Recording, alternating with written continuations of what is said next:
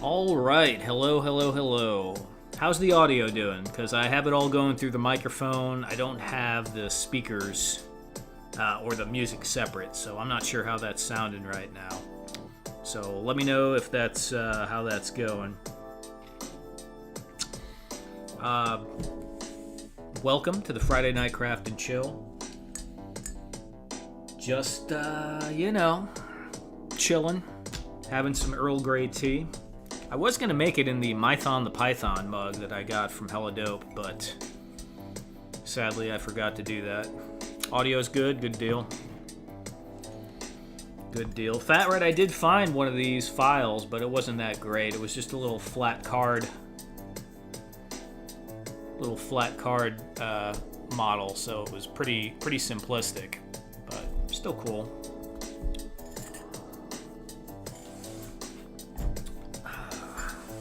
All right, I'm gonna do some gluing real quick.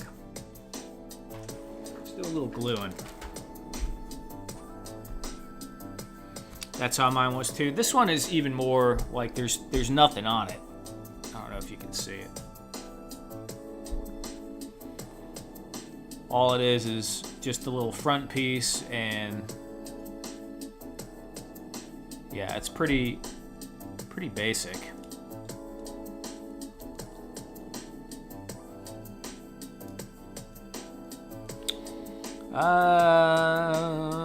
Sammy Tim Gaming, would you remember that old satire Nintendo YouTuber who made sarcastic video game retrospectives with an ironic tone of voice? Nope, I don't. The only one I remember that was like a video game YouTuber retro was the Angry Video Game Nerd, and he was before YouTube, but he did some stuff on YouTube as well.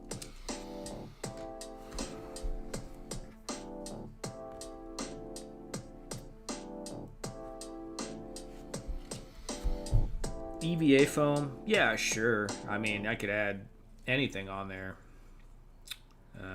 I guess I could design bits in Tinkercad to glue on there as well.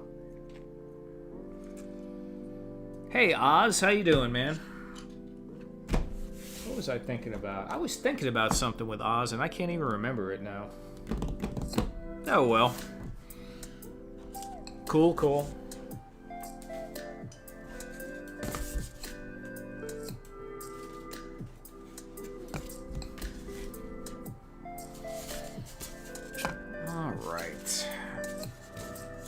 Gonna glue a few things together.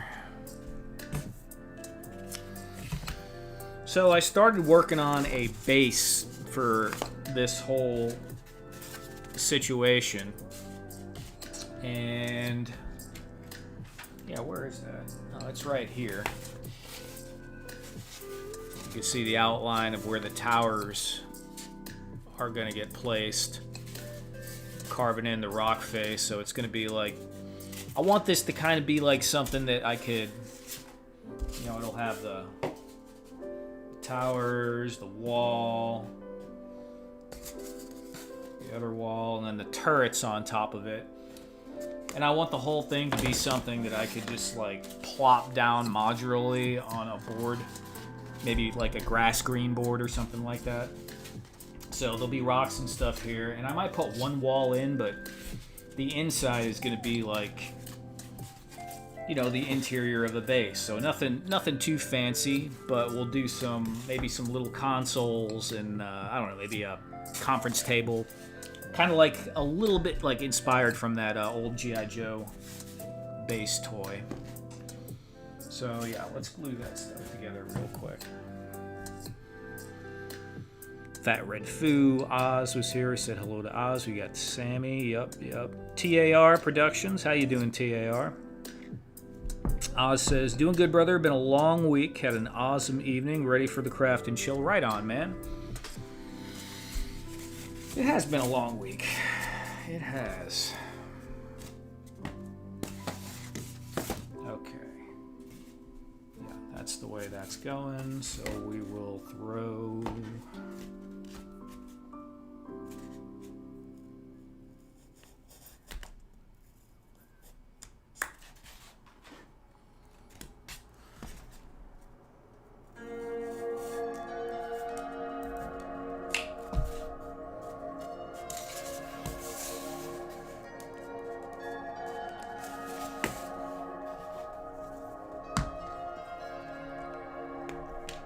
Duffman, what's up, Duffman? Got Jay Gonzo here. How you doing, Jay?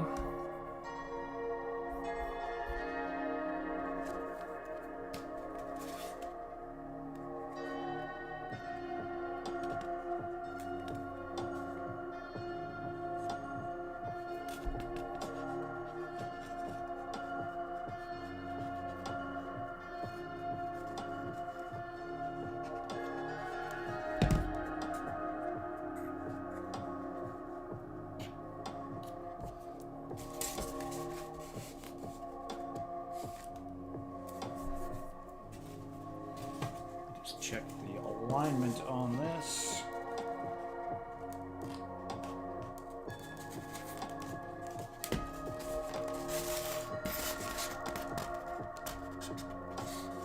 Come on, dude.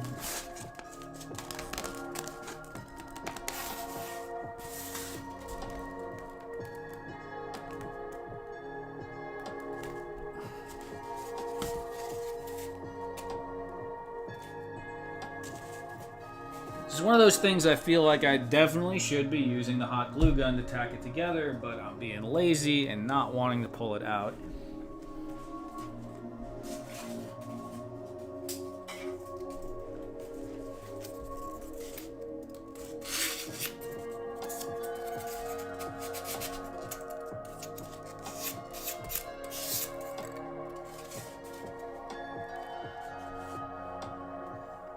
We could just jam the other side on there, but I think I'm gonna leave it to dry for a little bit.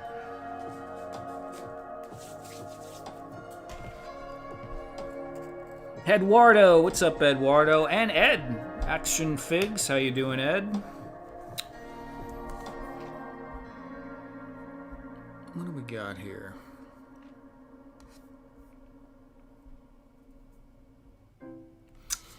Error, YouTube is not receiving enough video to maintain smooth streaming. How's it going? Am I choppy? It shows me coming through fine on OBS.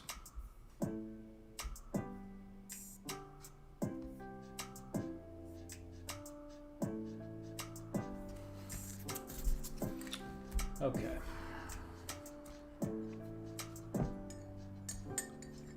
Fine, keep going. Good deal.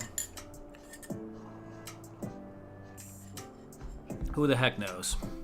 Smooth hair, right? I don't know, man. This thing just decides to be a butt sometimes. Mess with you. Okay, so last week I was showing some of these things. And these are those two-part 3D prints that I did that we snapped together. And like I said, I have the multicolor printer right there. But instead of doing it multicolor, I did it two colors because I'm testing on being able to get the texture side facing up. And it just seemed like something cool to do. Well, while thinking about doing the base thing that I'm about to work on, and I have this is the only figure I have in 1/18 scale. So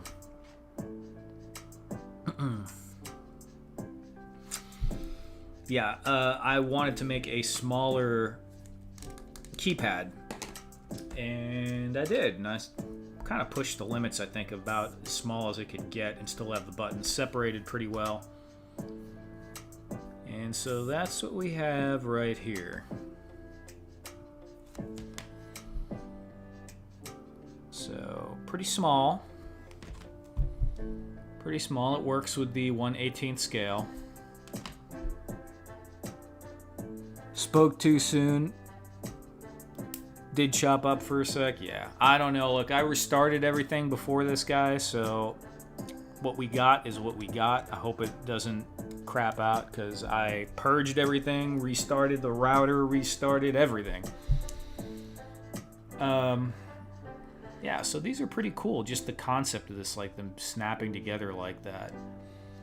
I'm gonna keep designing more little things like this because I just find it really neat. And this is a super quick print too because it's so small. It takes more time for the printer to warm up and to calibrate than it does to print the print.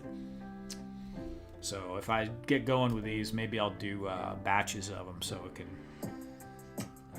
you know, shave some of that setup time off of there. Just made Foo's Night with a 1/18 scale, right. Are you using McDonald's Wi-Fi?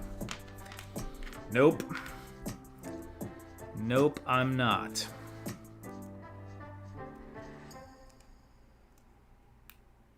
This Mando sucks, is what it is. I can tell you that, Fat Red, but I have no idea. It's a 5 POA.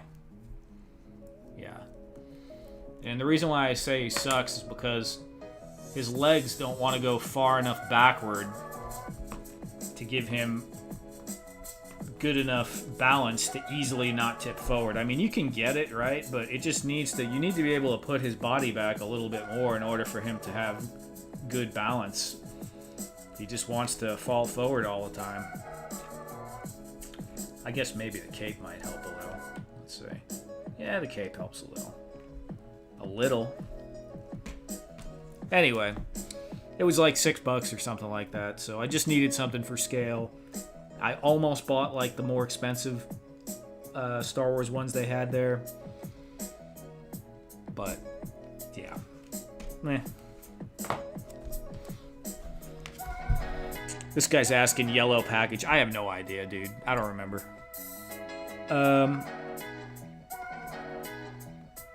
'Do you think 16 scale? Oh,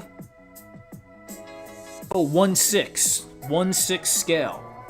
Yeah, it would be all right. You know, the problem is it's not a resin printer. You know, it's not a resin printer, so the details are not going to be as sharp. There's going to be some layer lines and stuff. But if you switch it out to the fine nozzle, because this is with the 0.4 nozzle. But if you were to put it onto the 0.2, yeah, you'd be able to get some passable stuff. Some of it will depend on how you print it, right? You know, like you might have to print it in halves and then glue it together, or print it on its top, and the top will be the flat part that contacts there. Or there might be supports. You know, I'm not really sure with... I haven't printed too many weapons. I've printed some. Hold on.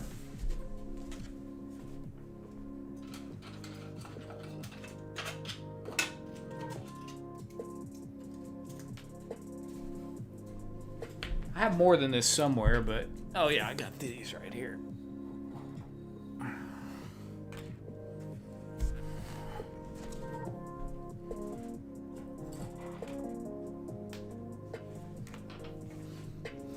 So these are 112. And there you can kind of see what you're getting. It gets enough detail on there for it to be all right, but you can see the layer lines. But with the swap out of the nozzle, those lines would be a lot finer. And you can see this one, that side was where the bed was, so it's all flat on that side, and then you have the detail on this side. Now, if you wanted to get fancy with it, you could, if you modeled it yourself, slice it in half and then glue the two halves together so it would be perfect. Or you print it with supports off the bed a little bit, you know, like floating like this or something like that. So it's possible. These are just on the bed. But yeah, the printer is the Bamboo X1 Carbon is the one that I'm using. Great printer, either way. Amazing, honestly. I think some people, though, sometimes they're looking specifically for what a resin printer does when it comes to some of this stuff. So you may or may not be satisfied with the sharpness of the item when it comes to those small details.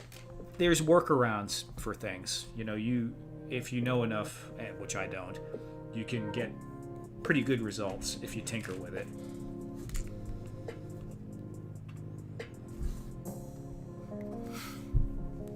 This guy.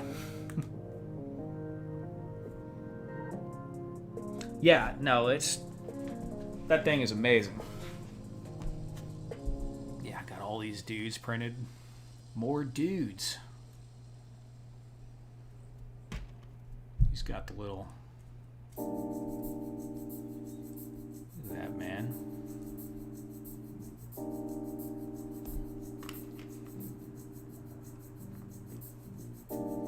The Dummy 13 figure. Never even heard of these things until a few months ago, and now they're all over the internet. But yeah, you can see he's a little bit bigger than the 1/18. They're about 5 inches, maybe 5 1/4.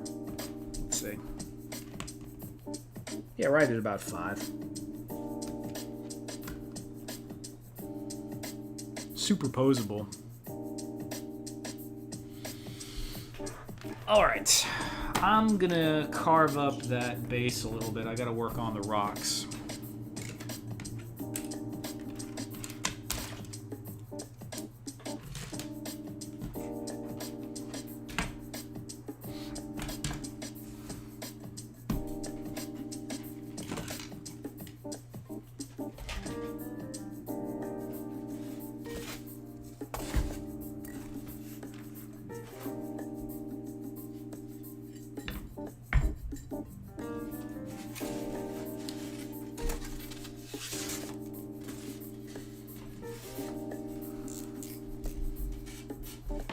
Probably not going to be able to get a great camera angle at this, but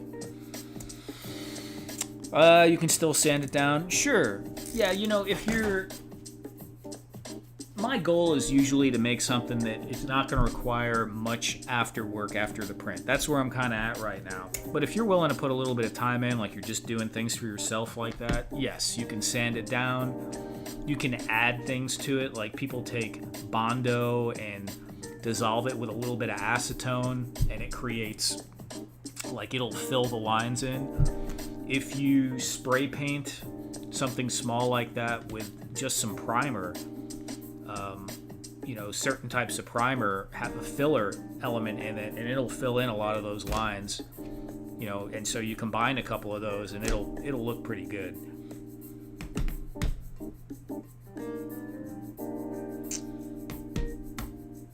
No, Eduardo, you're fine. I mean, lots of people think that, and I think it can. It's like anything else, right?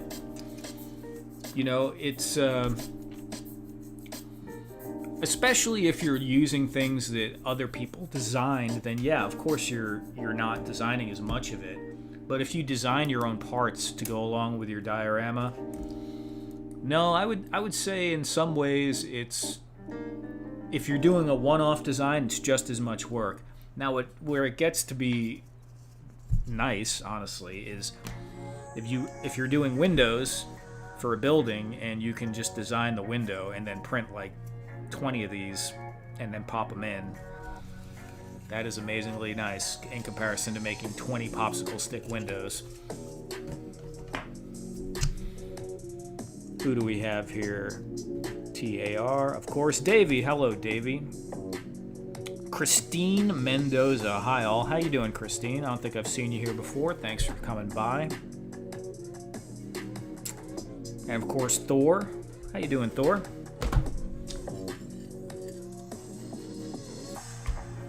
All right. Man, there's no good angle on this.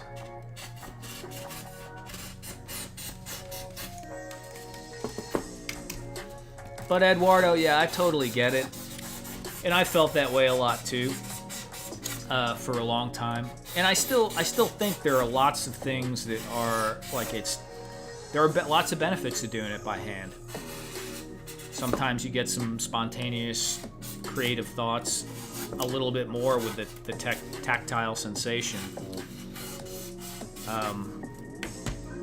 But if you get into the 3D modeling, you kind of get the same thing going. It's almost like just getting used to a different tool.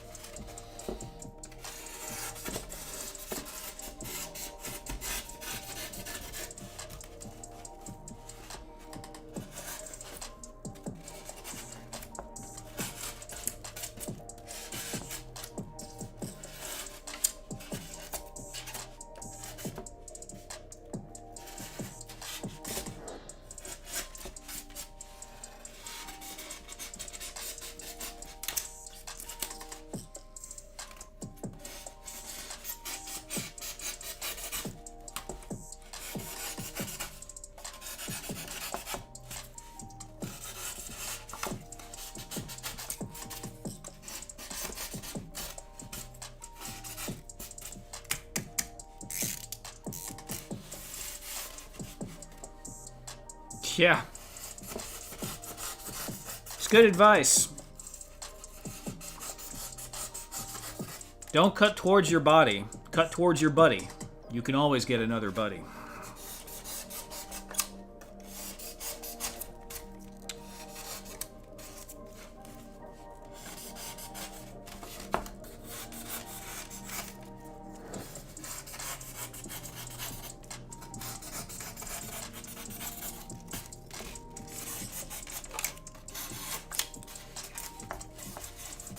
Living on the edge, yeah. Hey, look. This type of knife can cause a serious injury to you if you get yourself in the wrong spot with it. It certainly can. You have to be careful. And I suppose people would say cutting toward yourself is not super careful. But I think if you keep a fair amount of distance and you feel comfortable is the biggest thing. And also, don't be tired. As soon as you start feeling tired, that's when all the mistakes always happen. Usually when I start getting tired and I'll feel one time where I'm doing something stupid, I'll just put the knife away. Eduardo, no military training. Nope. I cut my finger last weekend doing this exact thing. Really, Ed? Was it bad? Whittling is very different. Whittling, you cut into your finger. I mean, you literally just hold it and cut into your finger.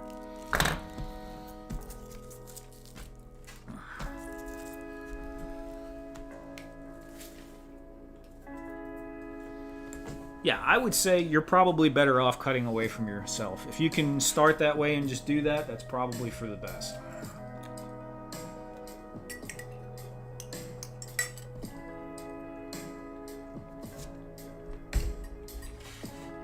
I think I find it harder to have control cutting away.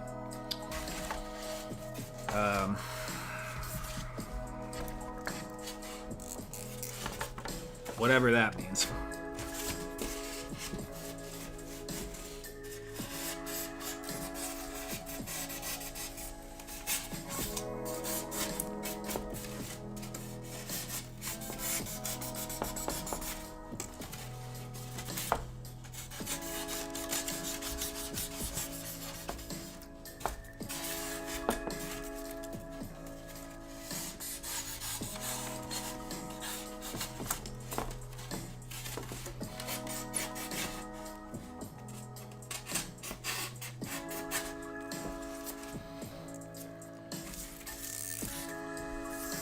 Half whittling.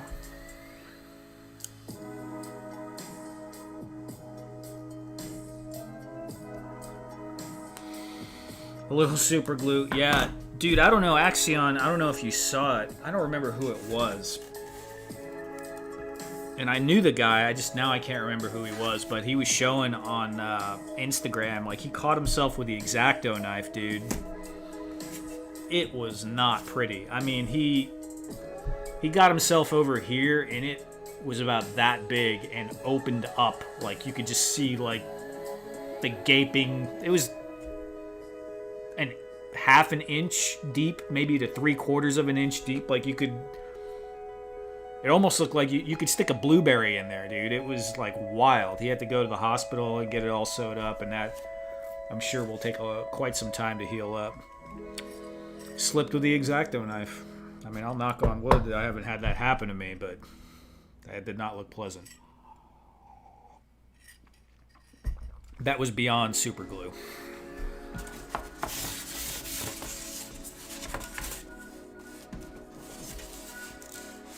Well, I mean, super glue would probably still work to a degree, but that's beyond what I would just go stick some glue in there. It was wild looking. What do I want to do with this?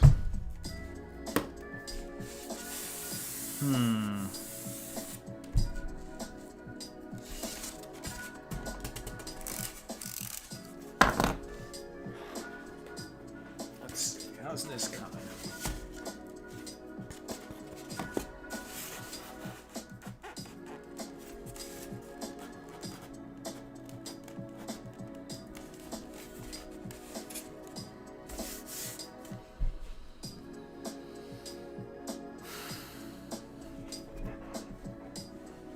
see if I got another piece of foam like this in the closet.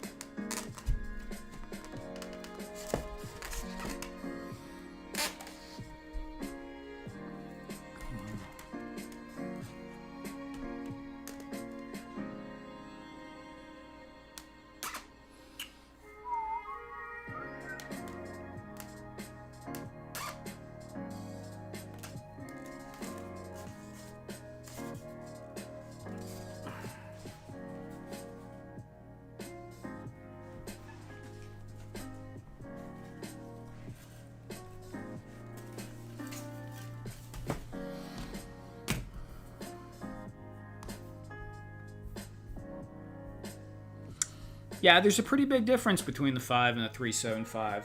I mean, you could just say they're death robots, but eh.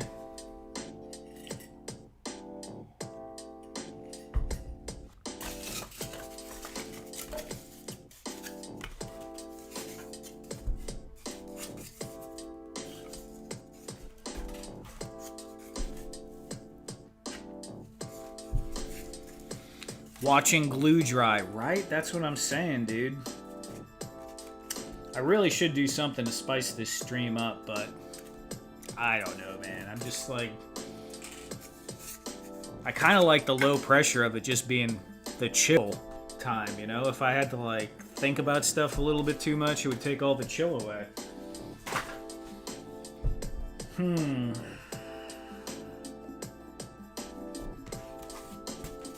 Alright, I think we're going to do a little painting while I'm thinking about that.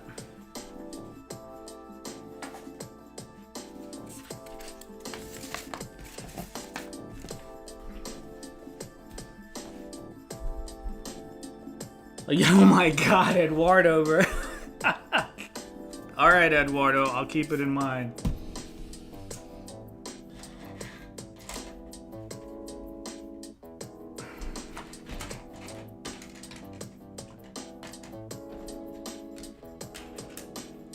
Watch, Eduardo keeps asking for this Professor X chair, and I just design it in Tinkercad and 3D print it.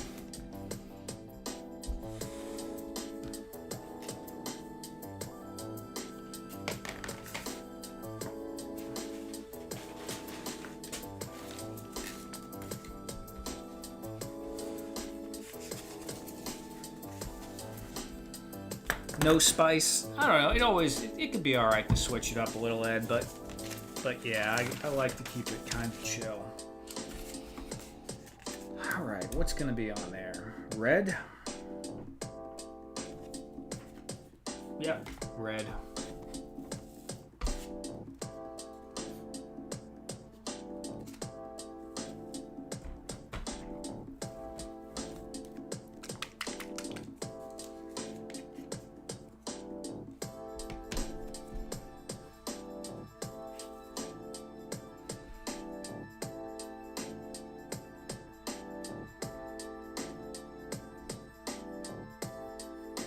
Just the chill? Yeah. Copper's good, Ed. Actually, I was thinking like copper for these little pipes in between might be kind of cool. But I'm just gonna paint the little boops red.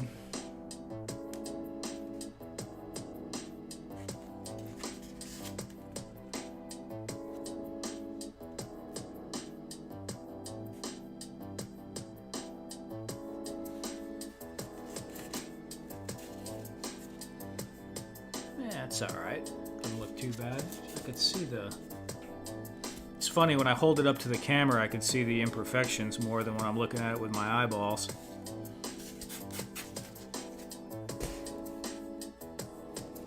Damn imperfections.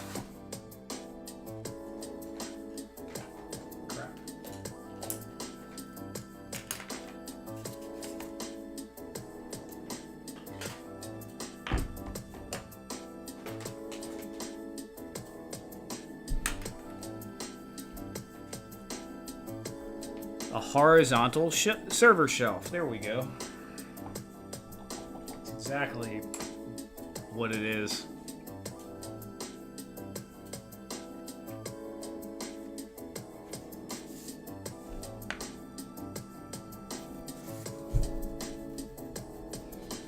Where's the damn yellow?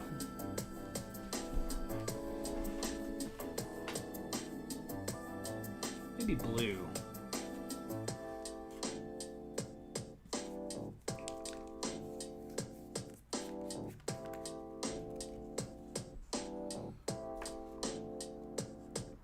Oh yeah, this thing, it's sweet. I love it too, because I never had the problem with having to worry about it like knocking over or anything like that. Cleans the brushes pretty well. Yeah, it's definitely a major upgrade from what I had before.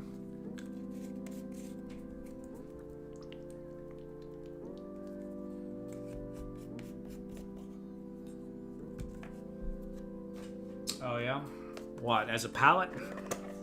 I think I'm just so used to using the these. I have like infinity of these coffee can lids. Yeah. Maybe I'll get around to it.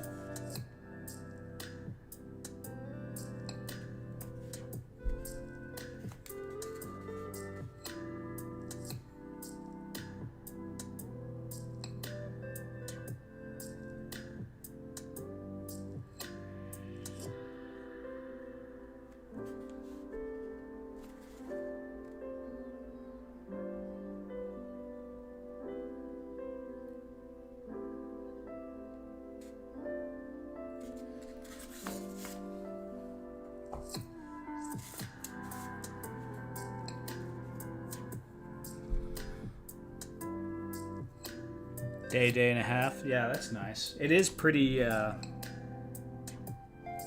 reasonably airtight.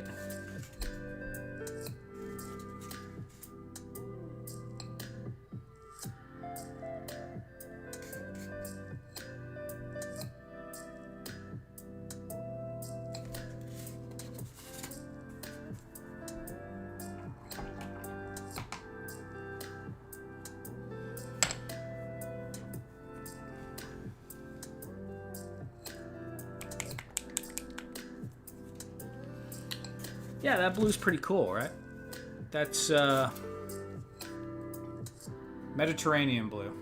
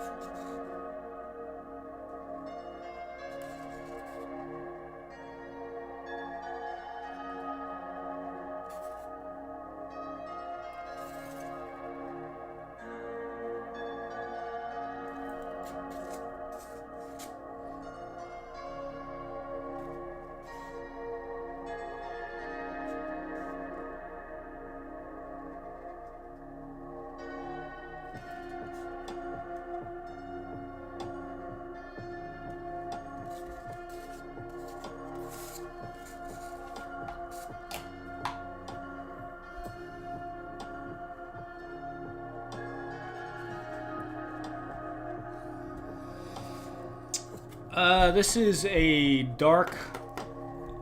Well, it's hard to tell, too, because the camera color isn't correct all the time, either. They're two different colors. This is like a dark blue-gray. This one right here. And the darker color is pavement. So it's not black.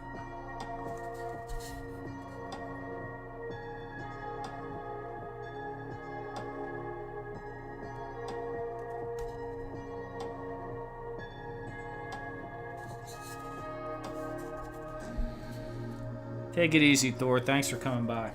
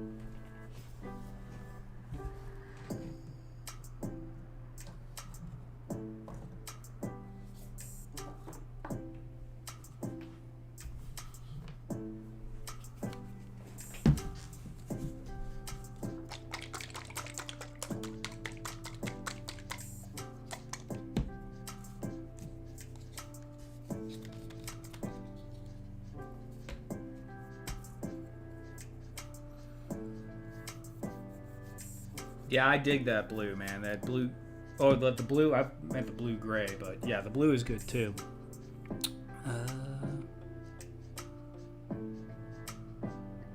Hey, Troy, how you doing, man? Yeah, the blue goes good.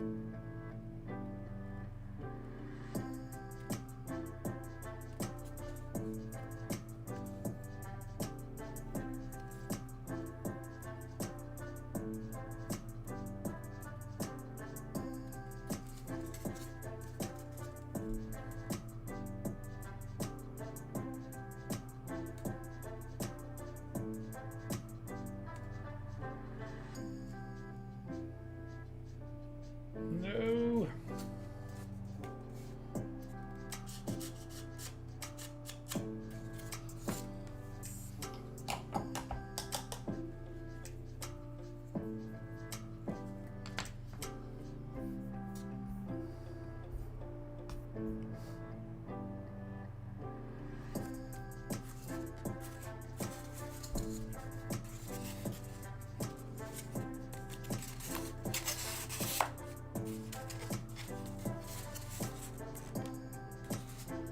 That's looking pretty good.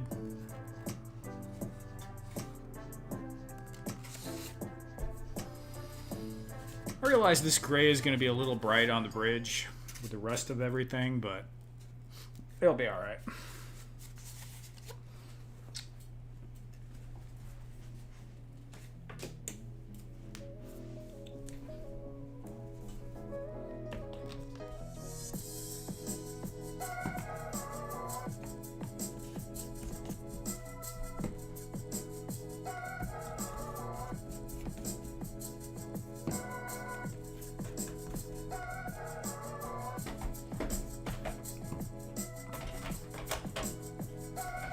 Alright, so this bottle is about half full of the dark blue gray.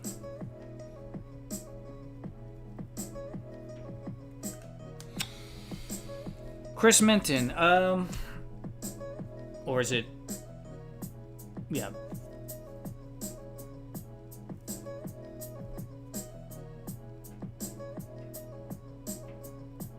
I'm not, you know, I would say I wouldn't start immediately with the hot wire cutter. I think it's really good and you could do a lot with it, but I would start with the knife. A knife. Some rulers. These are great for marking. You need a metal straight edge in order to cut. You don't want to cut against a plastic straight edge because it'll jump. Some foam, some paint, some glue. That's it. Start making something small and then move up from there. I wouldn't go too crazy with buying. I mean, a hot wire foam cutter is amazing. The table is amazing for doing buildings and more engineered looking items. The handheld ones are great for doing rocks and organic stuff, you know. But I don't think you need it immediately. But it's very nice to have once you get going.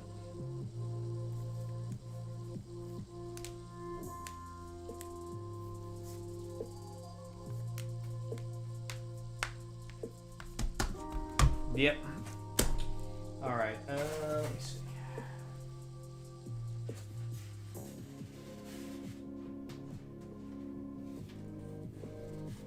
We do have the rest of this bridge here.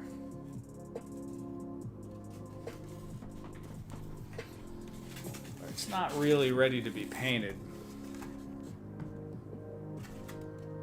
Still need some more parts for most of it. This is close. This piece is close.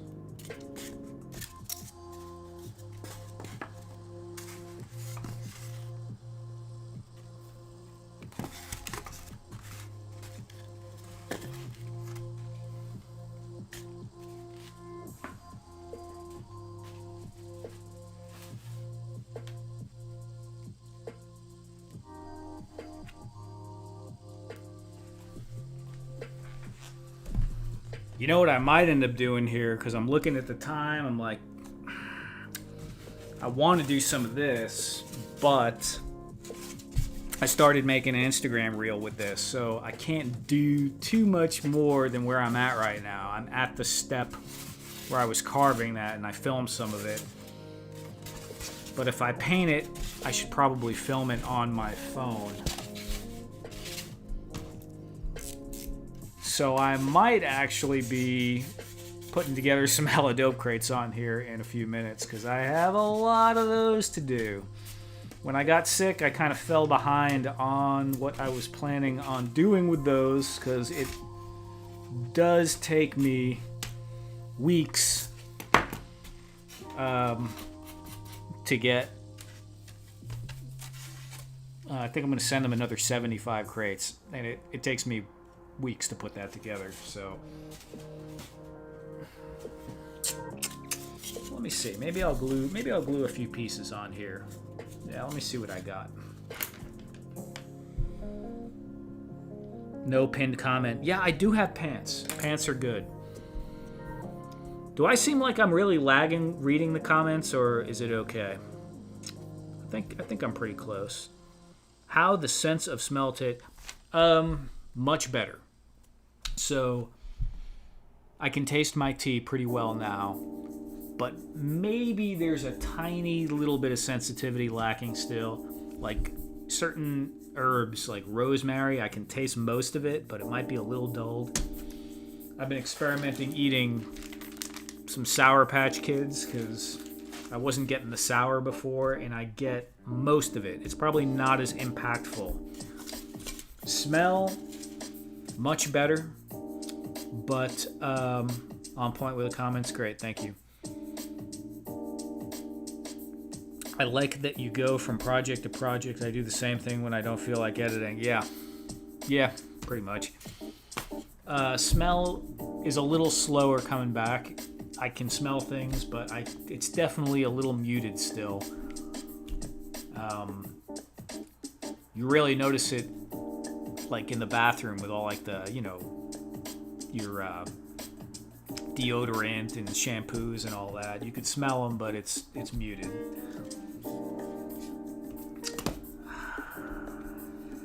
Yeah, sure. Let's get some parts.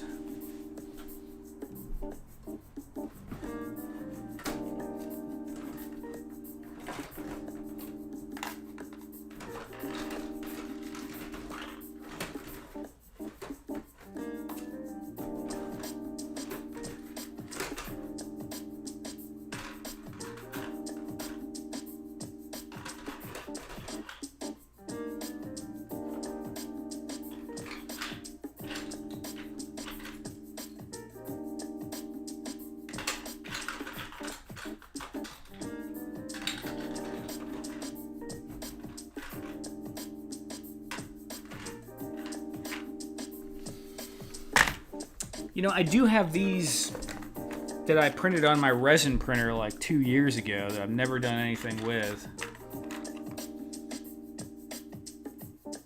And I don't know, maybe an armory would be good. Like a little armory wall. Or maybe an armory is the wrong word for it. A weapons locker, like a spot where there's some weapons available in case someone boards the ship or something like that.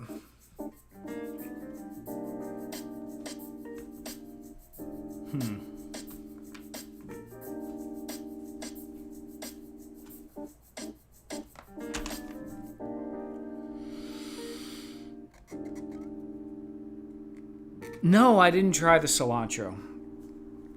I didn't, but I might.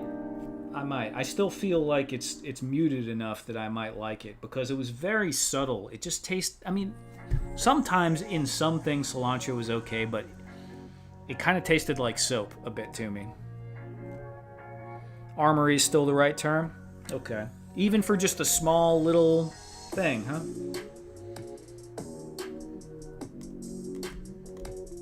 Thanks for sharing my reel. Nice.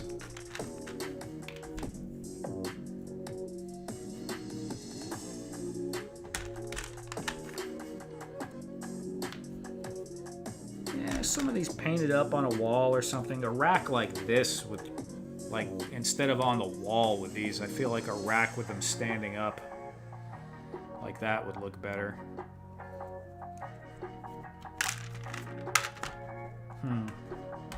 I don't know. That's a thought.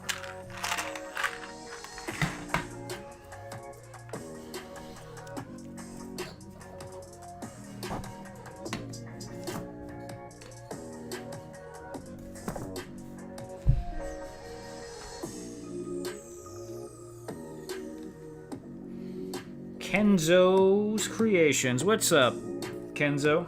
How you doing, man? We're just bouncing around over here from thing to thing in random fashion.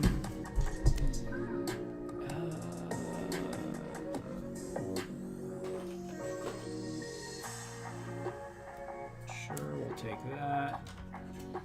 Take one of those.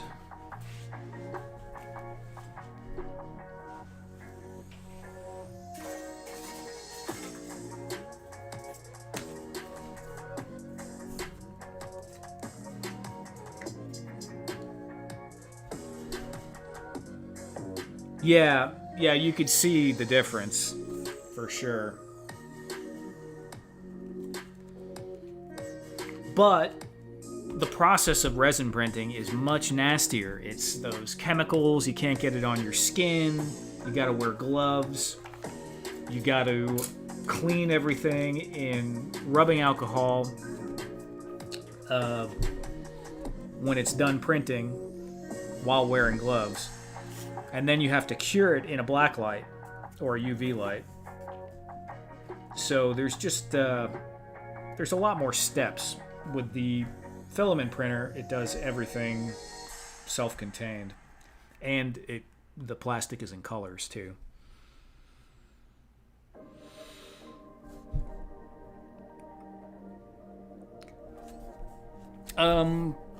Christine, no. Actually, I haven't tried those. I've tried all like the different rhinestones. I just stuck my finger right in the glue.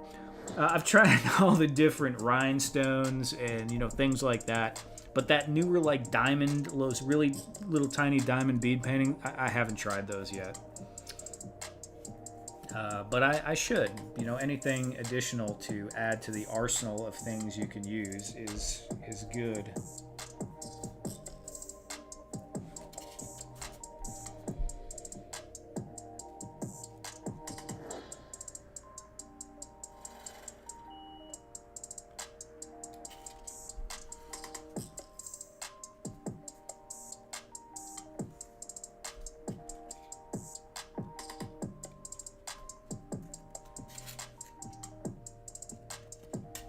Crap.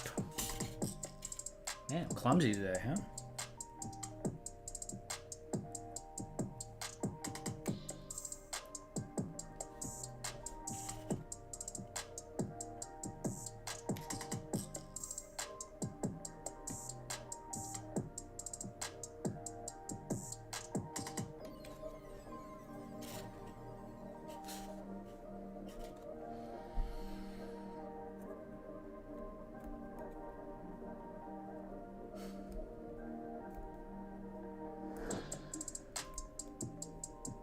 So many colors and styles. Okay. Maybe I'll look at that. Harbor Freight always has good sales on nitrile gloves. I mean, honestly, I hate the smell of the resin so much. Some people, it doesn't bother them as much. I mean, no one likes it, but it just... I did not like it at all. I have it outside, like on my patio closet. So it's... You don't smell it in the house, but I really just don't like using it, if I'm being honest.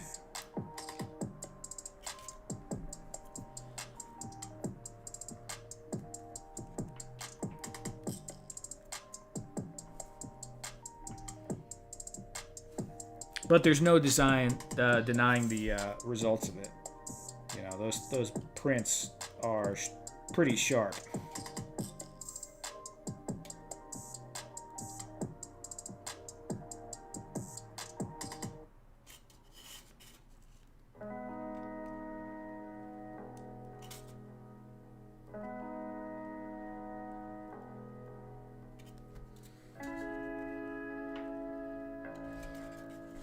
Is that looking good? Yeah, I think so. I feel like I'm going cross-eyed here.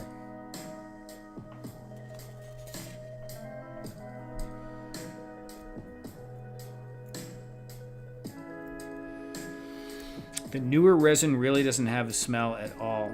You know, Kenzo, I've heard so many people say that about different resins, and every time I buy it, it still stinks. But maybe I'll try a new batch. What type of resin do you use these days?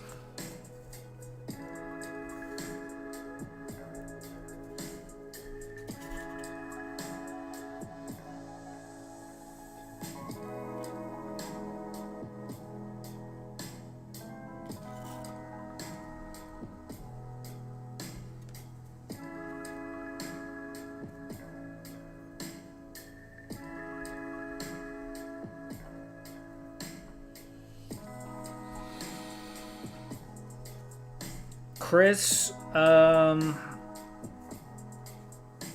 bamboo, for instance, you can print from your phone, but you won't have access to the slicer from your phone.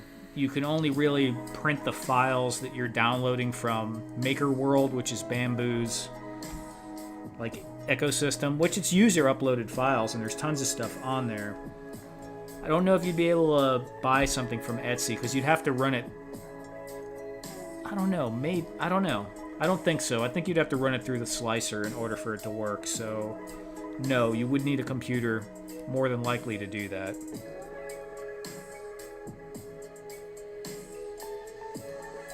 Sunlu. Oh, yeah, the colored resin these days. Yeah, there wasn't too much of that when I was looking at it. That's cool. Love that you make your own greebles. Yeah, I mean, for sure. You make all the different shapes and stuff you want is definitely useful.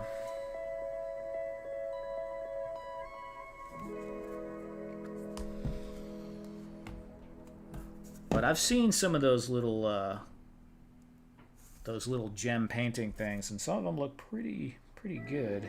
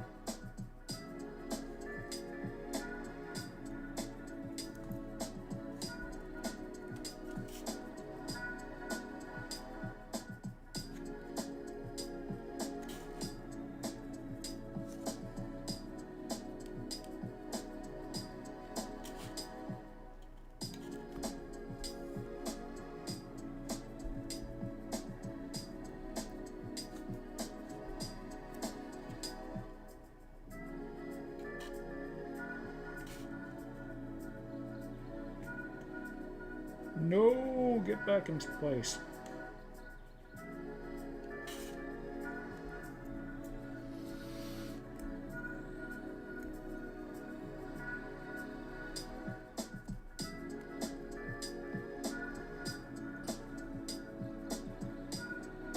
Yeah, Ed's in charge of flocking stuff. No doubt.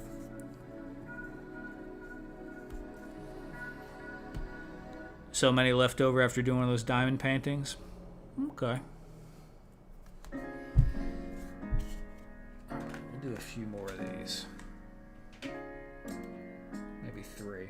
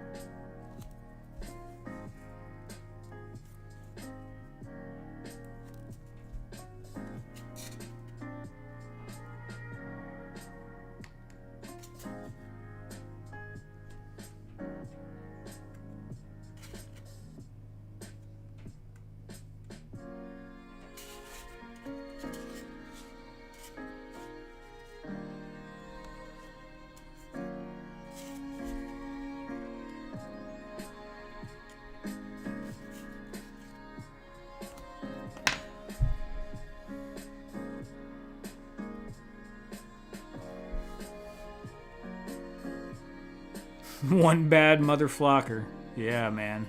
Flock the planet. Ed, are there different sizes of flock? I will let Ed answer that question. Dude, do I not have a seltzer over here? What am I doing? Oh, there we go.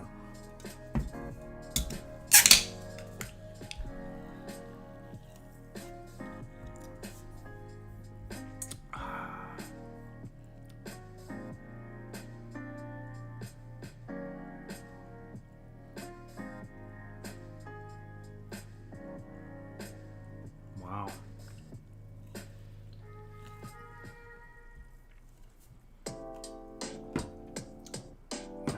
Put that there.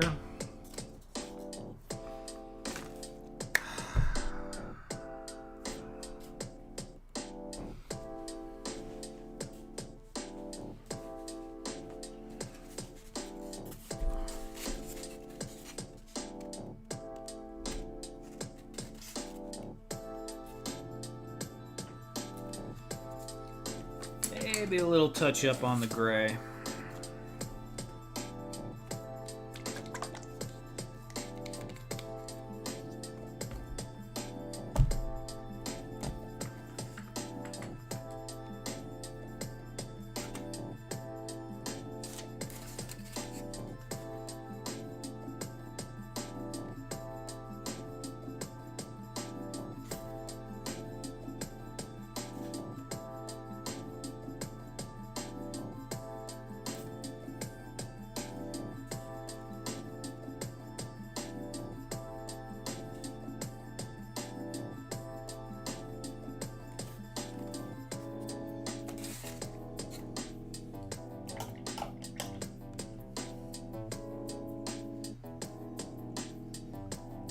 Doorway looks great. Thank you, man. Thank you. Yeah, doorway is pretty good. When I finally get it recessed, glued in there recessed, it'll look better. Especially with a light coming down from the top on it.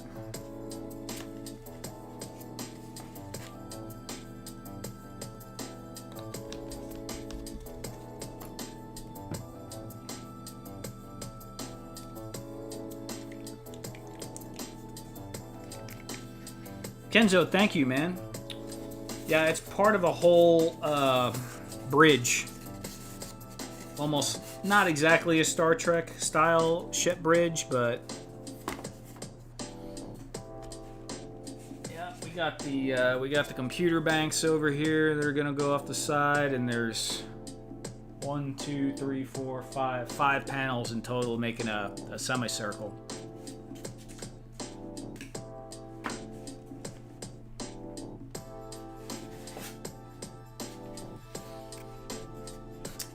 I would work on these, but I think I need to laser cut some more pieces and decide what I'm gonna do, like up here and here. Originally, I was gonna just kind of build frames and then paint this as a monitor. But I did some 3D printed monitors.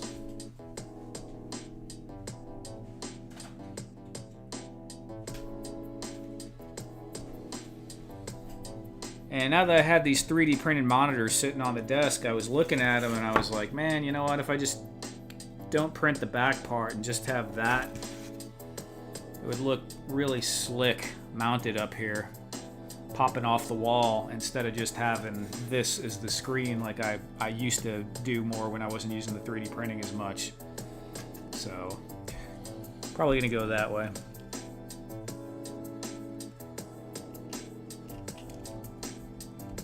Euler makes amazing stuff. I've picked up so many techniques from him. It's not really like that, but thank you. The last 12-inch G.I. Joe I flocked are used to... Okay. Thank you, Kenzo. Thank you very much. Yeah, when it's all set up, it's going to look really cool, for sure.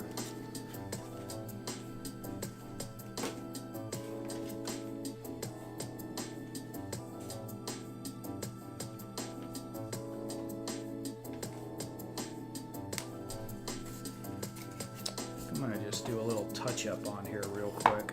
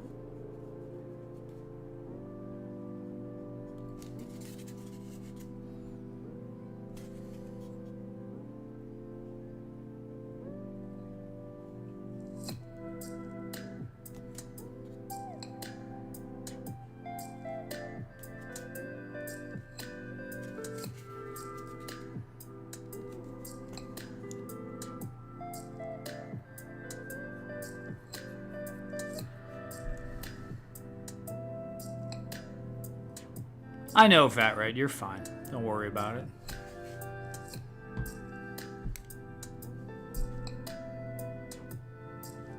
No Briscoe, yeah, that's true. I wonder what Briscoe's up to. Probably hookers and blow.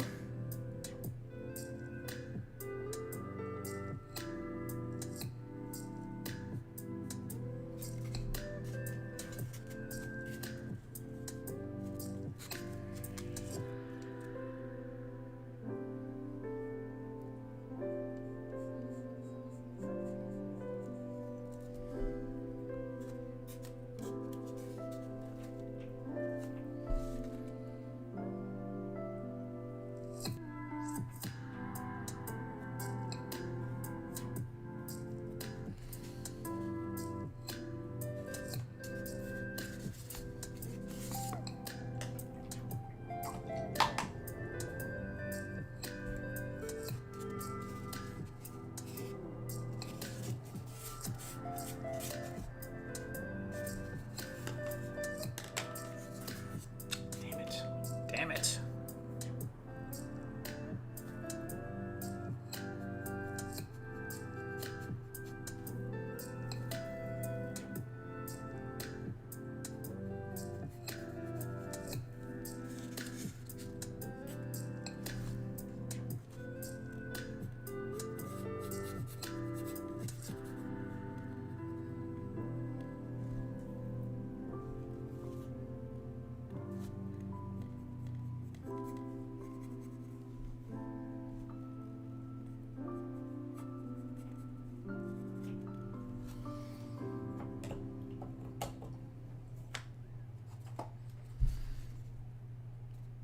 I knew it was quiet. It was quiet.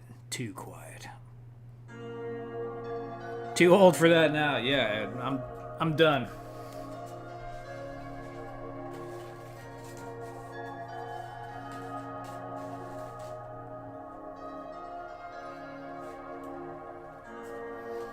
Too old for any of that crap.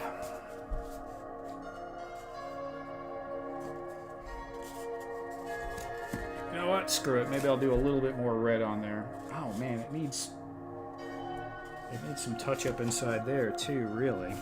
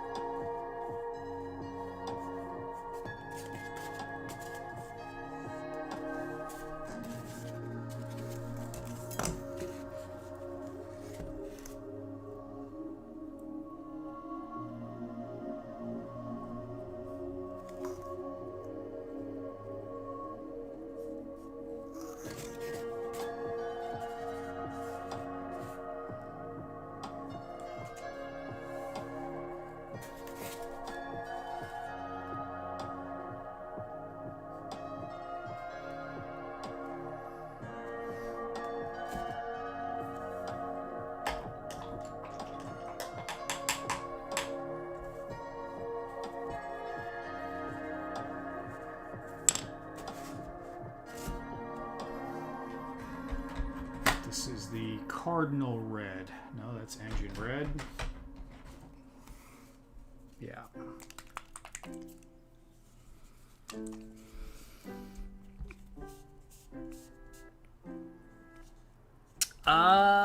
So this base, it's a mix, man. It's a mix. It was... Do I have that somewhere?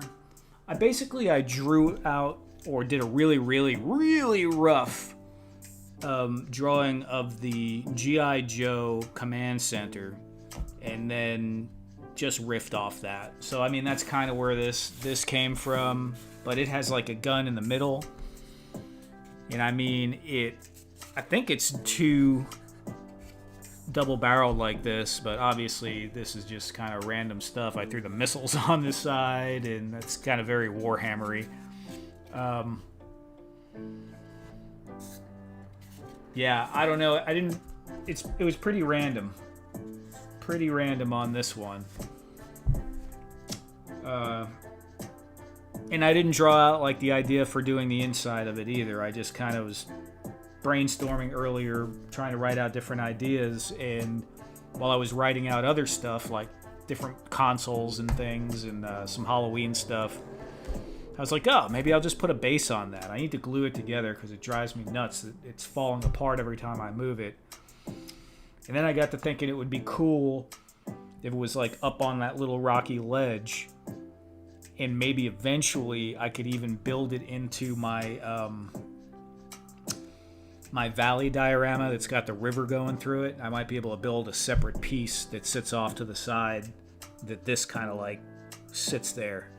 Maybe has the river going by the front of it, and it all kind of like connects.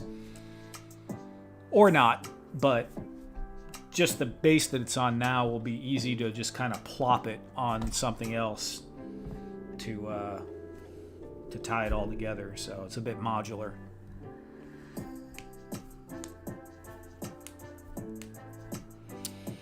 I think my figures are still partying. I find the remnants of what must have been a killer party. Yeah, that happens sometimes. They lose all their accessories just thrown all over the place.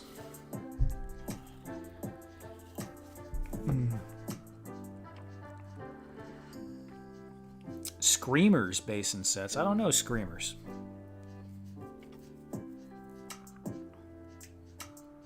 Yeah, Fat Red doesn't know it either.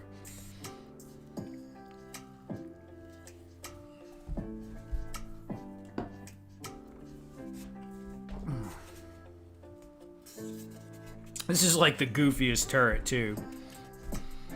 I think I got excited when I got this to actually come out pretty good from Tinkercad on my Ender, my old 3D printer. And yep, I mean it works. It is what it is. Why would there just be this random giant tank turret on top of here? I don't know. It kind of looks like something out of Mario Brothers a bit, but it's all right. All right, a little bit of red.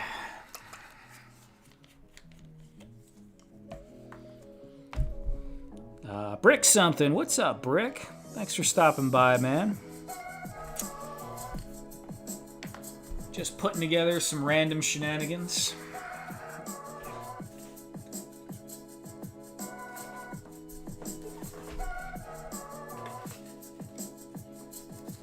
Brick would probably like this. We were working on this earlier, man. Kind of a little Star Trek-y. Doing a little sci-fi bridge action. All right, let's get a little red here.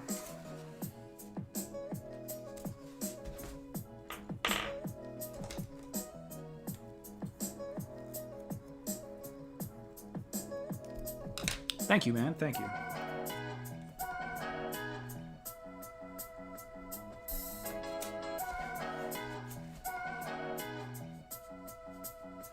Yeah, I got the whole bridge I'm working on, or it's a half bridge, but it'll be pretty cool when it's done.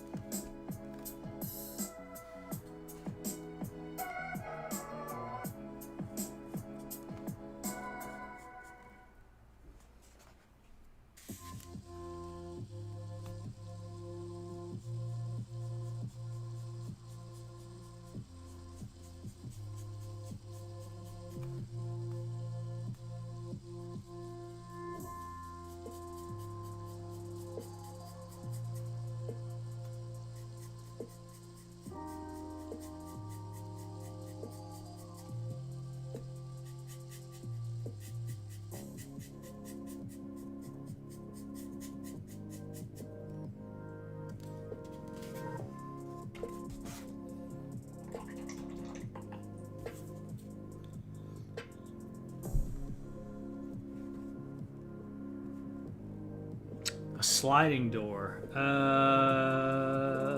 Was that the one that was like white and orange? Maybe it was kind of spacey looking, maybe like Overwatch kind of vibe to it. Sorry, grew up on B-movie and old serials.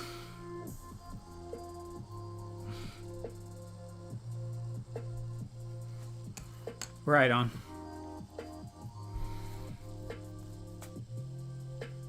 Peter Weller movie. Great cult sci-fi. Interesting.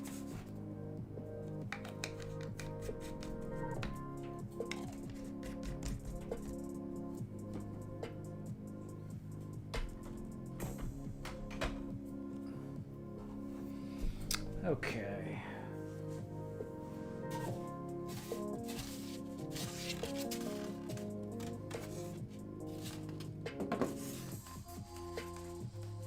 Yeah, that's gonna look cool. We'll throw some, maybe I'll throw like a couple of little boulders and stuff in here. Definitely have some flocking going on, for sure. And we'll have some of that coming around this corner here too, and then there'll be another wall here. I don't think I'm gonna do walls on both sides. Probably gonna do a wall on one side and then just work on interior so it's kind of open like a play set.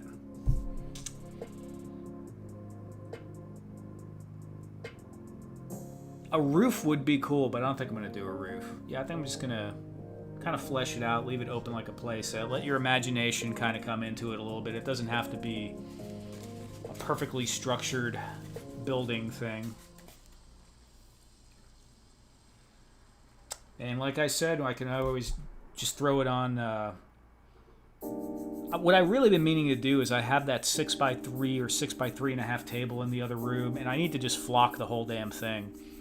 So when I have different pieces, I could just kind of throw them on there modularly, just like you do with Warhammer or War Games terrain board. Yep.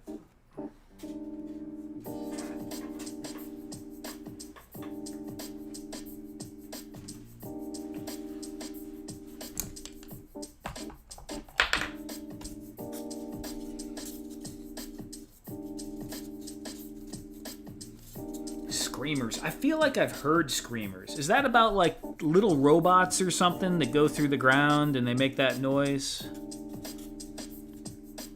I think that's what it is. I might have seen it one time or maybe not completely.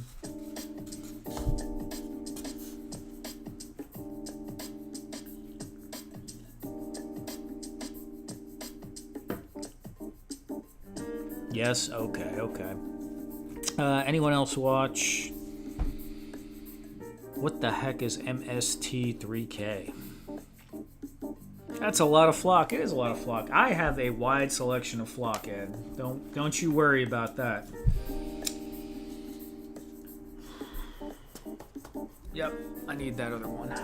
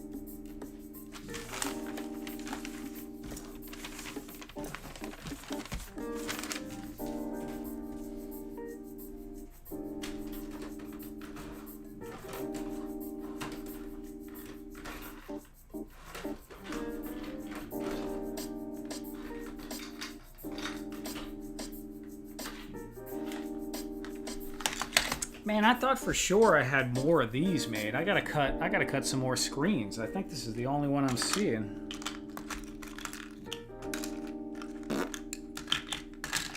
How about this? Would this work? kind of works.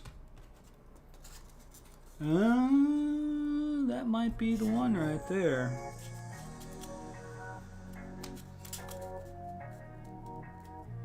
Yeah, we're going with that.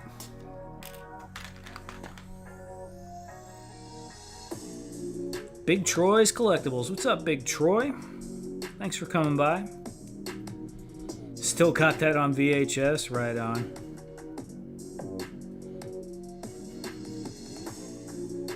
Mystery Science Theater.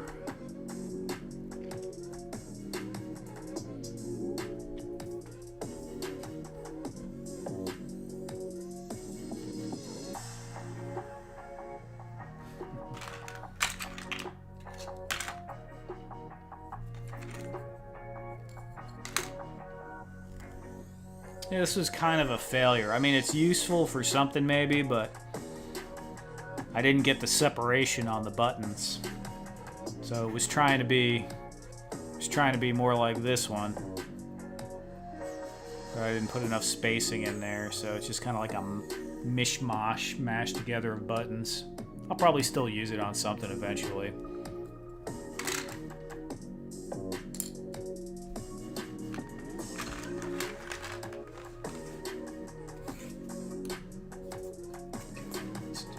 Let's do a little gluing.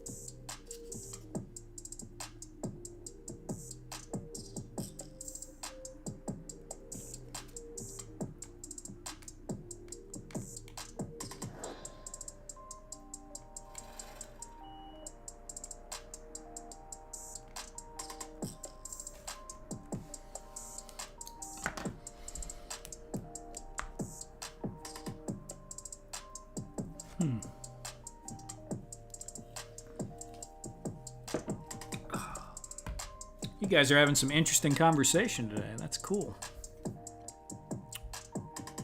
16. Nice. What do I want here? I think I need a D-pad. Oh, there's one. Yeah. Yeah, that'd be cool.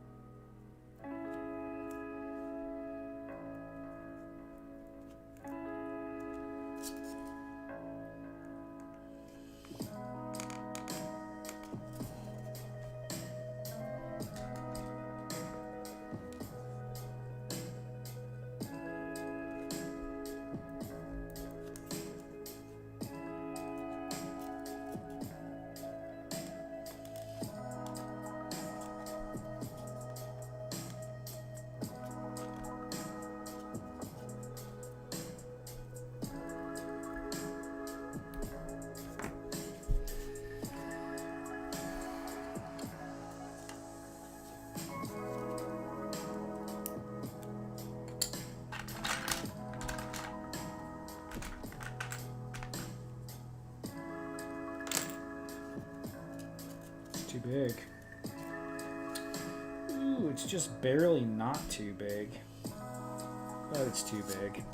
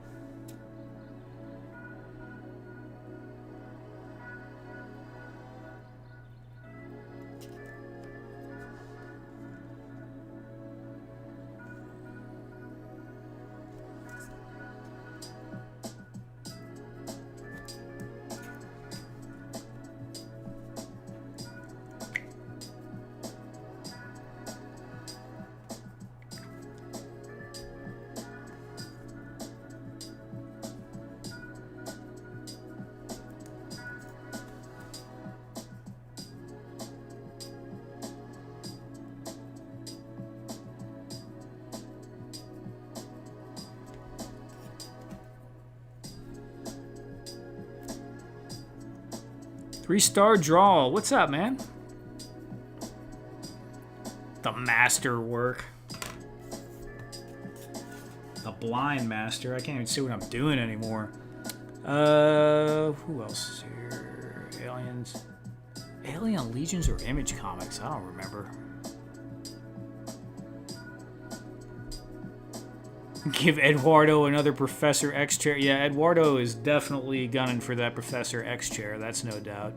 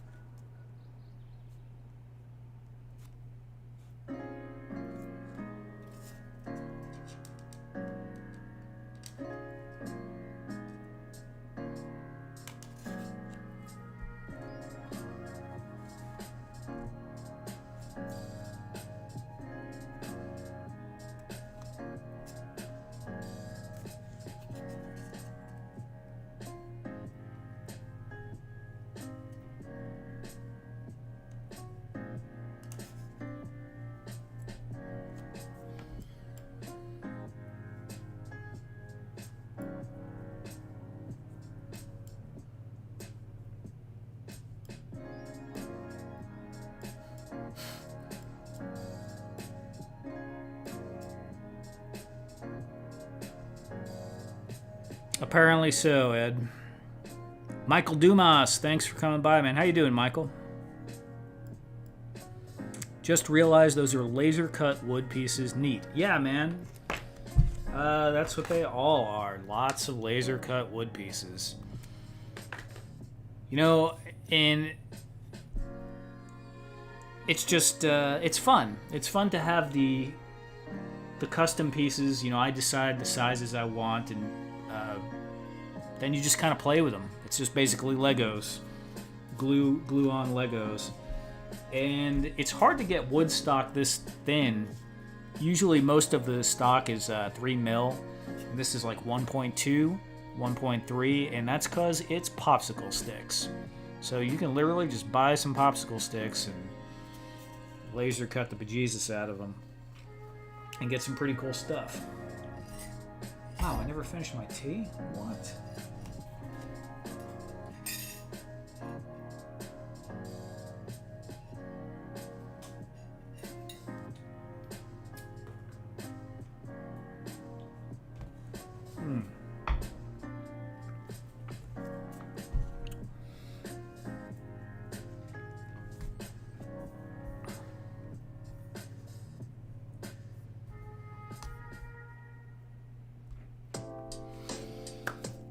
All right. Next. And I kind of want to finish this, but I kind of... Oh, well, you know what? That's going to do it right there. Yeah, I like that. I like that.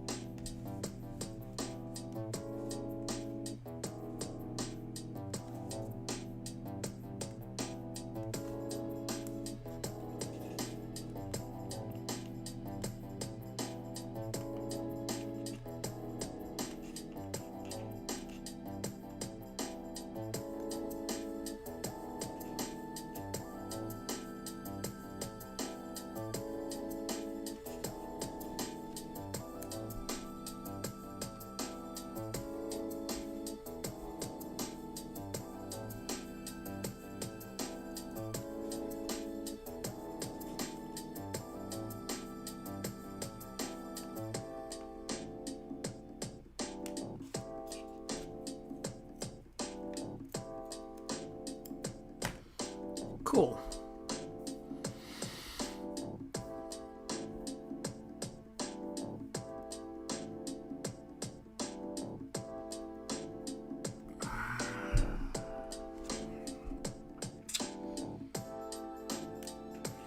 I don't know, Fat Red. I feel like emojis have fallen out of style again. You know, it's like emotes were such a part of, I feel like, early internet culture before emojis. Then it kind of picked up again when text-based messaging for phones got big, and then it became emojis more. But now, like, if you talk to younger people, they don't even use that stuff, a lot of them. I think it's kind of considered uncool now to use emojis, honestly.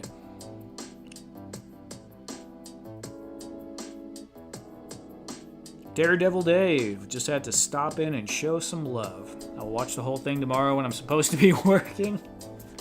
Right on, Dave. Right on, Dave. And hey, for anyone that didn't see last week's thing, I was showing this. Let me back this off a little bit. Fat Red was calling this the cyberpunk Chinese takeout joint, but I was attempting to make a completely 3D printed, like just simple figure display, and this one looked pretty good with Deadpool standing on it.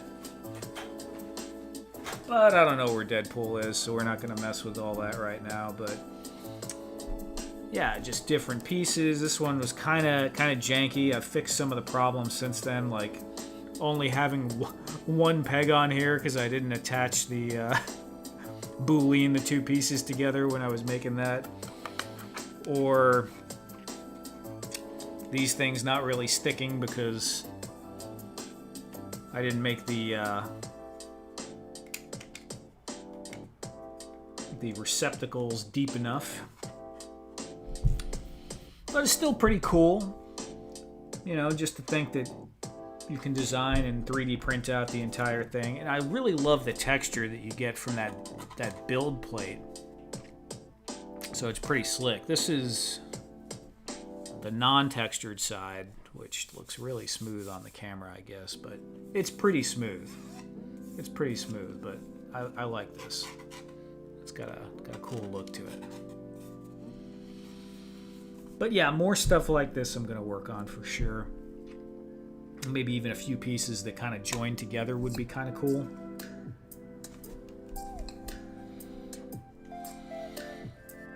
F that, I'm going to use emojis. Mando is kind of small on this. I know you keep thinking about your scale, but I mean, he looks alright. Yeah, I guess he looks alright. It works. It works with Mando. It just takes on a different epic size in comparison to what it looks like with Deadpool. Where's Deadpool? Oh, Deadpool, where art thou? There you are. Yeah, actually, Deadpool looks too big for this. You know, it works with his foot up, but I don't know, something about it is... I think it kind of goes better with the Mando, to be quite honest.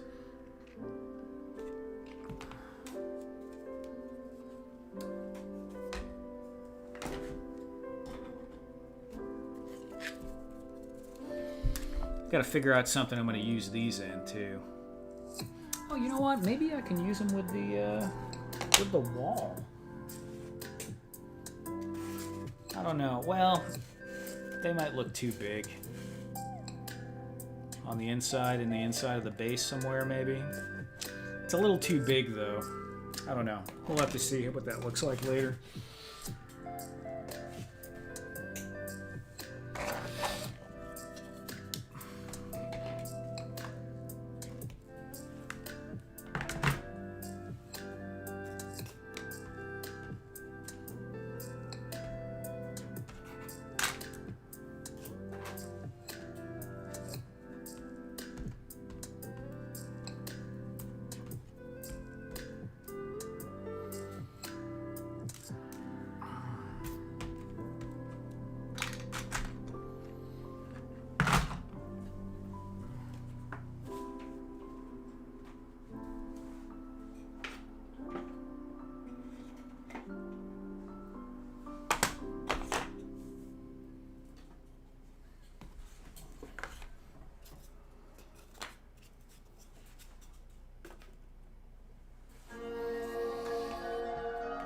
All right, and now we're going to move on to the sweatshop portion of the show.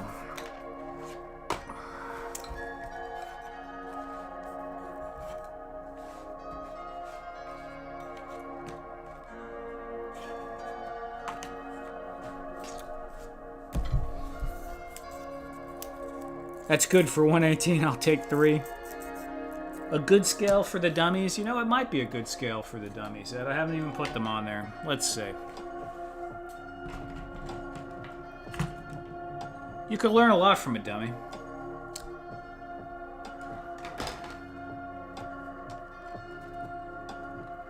Yeah, it's pretty good scale for the dummies. It is. But I think it also looks pretty good with 1/18. It just looks more epic.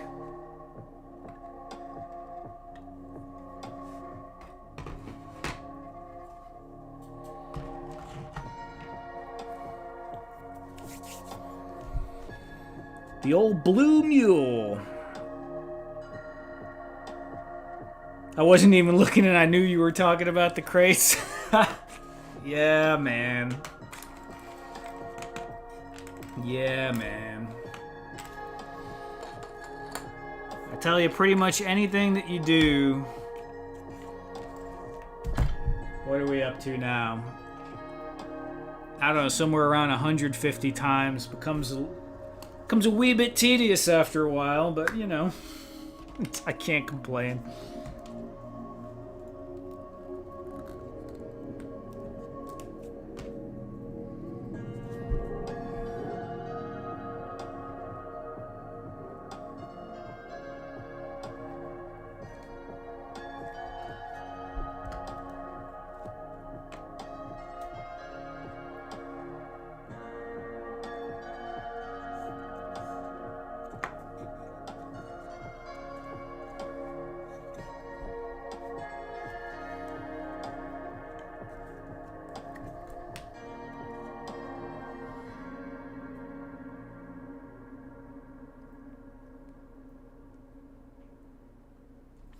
Thank you, 3-star.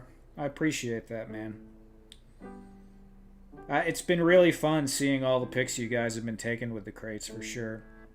And I know the guys at Helladope are just totally stoked about having that in all your guys' pictures, too.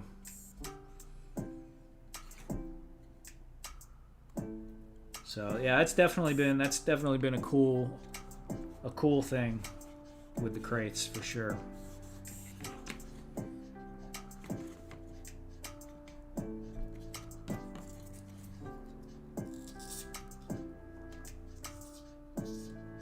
Oh, look at that. There's a beard hair right there. Could you see that? Oh, yeah. All right. That would cost extra if I glued that in here, so we'll keep that separate.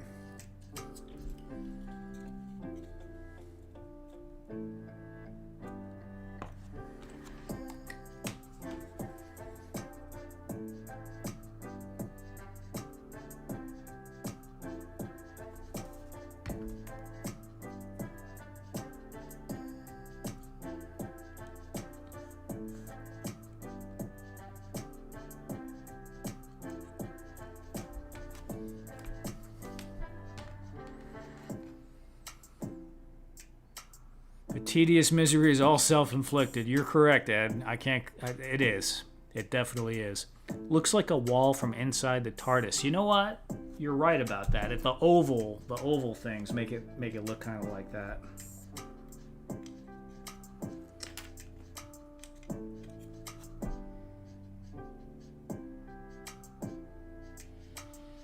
I mean, Ed, it was my idea, and even when the guys were kind of like, "Are you sure you want to make that many?" I'm like, screw it. Let's just do it.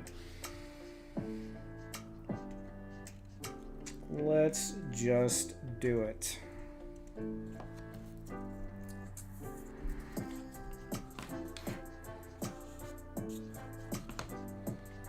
And hey, they sold, right? And it's not like I can't use the money these days, man. My bills are like, they just don't stop going up lately. So, useful.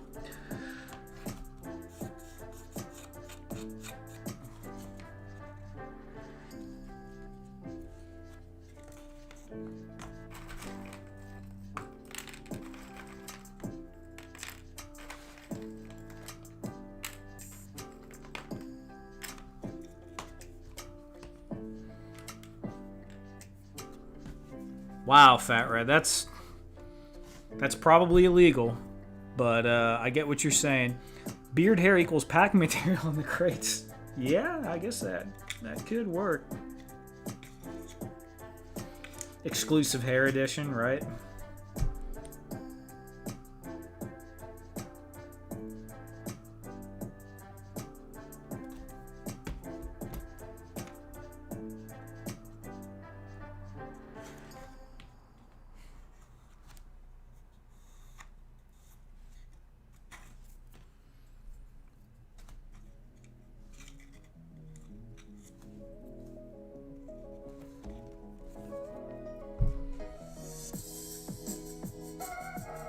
That's true, Ed. That's true. My my OCD on the matter, like, I considered it, but I just didn't. I was like, man, I don't know if I'm going to be able to do that. But it was a good idea, and it worked out well, I think.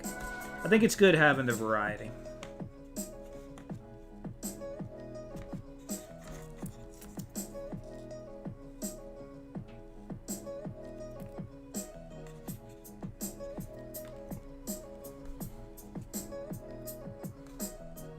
The golden ticket, ride free diorama if you find the beard hair.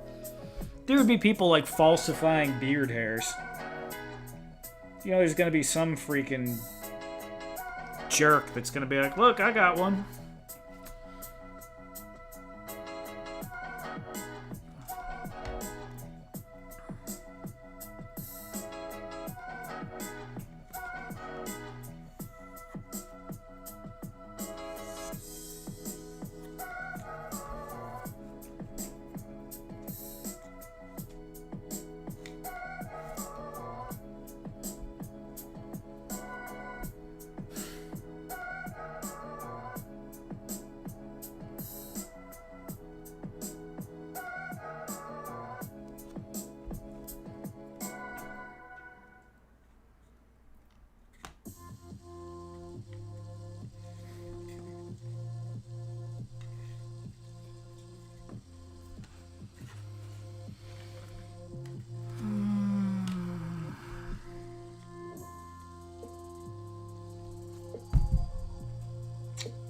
So tomorrow is Saturday, and Saturday is usually my cleanup day.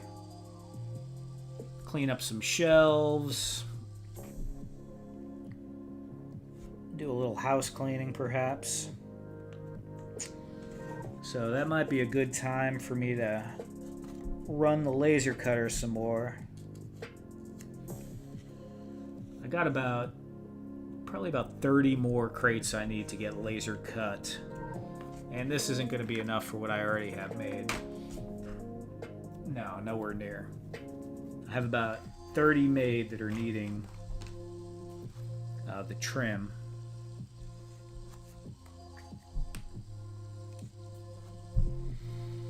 Right on, Brick. Thanks for hanging out, man. Thanks for contributing to the nerd conversation there for a little bit. That was interesting. Send ones that don't have it to Ed. You know, we could do flock crates probably. The flocking's going to be going everywhere, though. I do have a static flocker, but I don't know if it would be ideal for getting inside. Yeah, I don't know. You need you need almost like one of those jewelry box flocker things.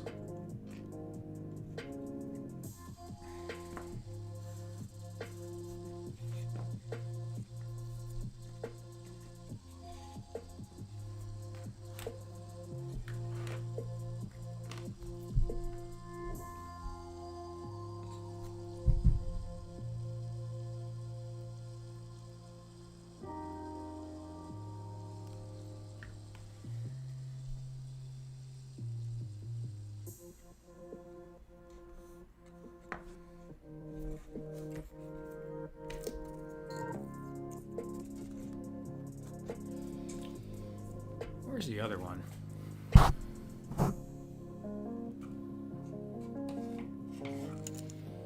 So I kind of teased it before.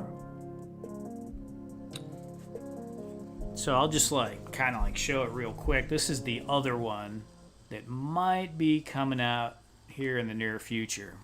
And it's got the rope handles, which is kind of cool. And then it can actually fit some firearms in there. And that's enough of that.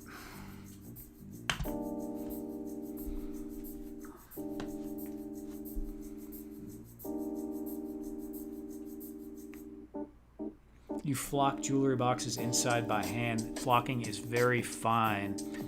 I feel like I saw this tub, there's a whole static situation. You just kind of shake it in there. But I'm not sure. Yeah, thank you, 3-star draw. Now that'll be really fun trying to tie the little knots on those rope handles like 75 times. I don't know how many we'll make of those. We'll see.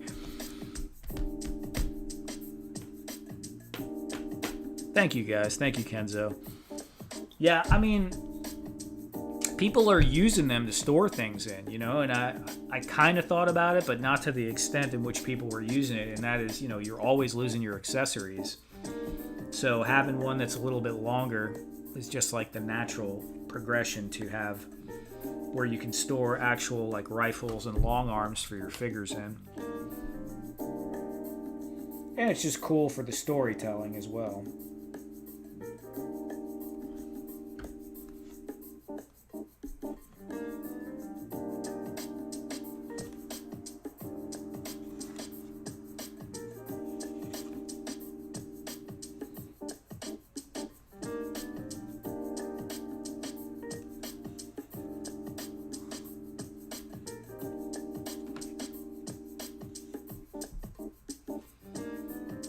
All right, 2 done. 60 more to go.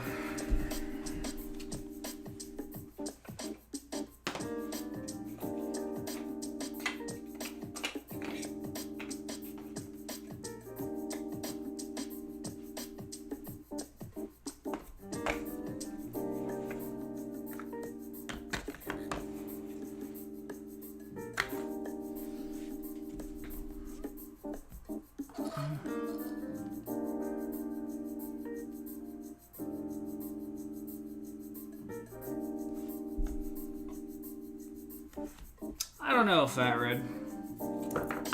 I don't know. The problem is the knots. That's the problem. I mean, there could be other methods of securing it inside the box, like hot glue, but I feel like it would come apart. I could crazy glue it, but I feel like it would come apart. The knot, once you have the knot tied in there, it's pretty difficult. As long as the hole is the right size, it's not going to come through there. The cord may fray over time a bit, you know, if you're putting it, because, you know, it'll fit inside a figure's hand. But they're already designed, they're already cut. It's already made to go with the rope. I already have, you know, I don't have that many of them. I have maybe like 10 of them made. That's the only one with the rope handles put in, though. I got to come up with a better method for tying the knot. The first knot is easy.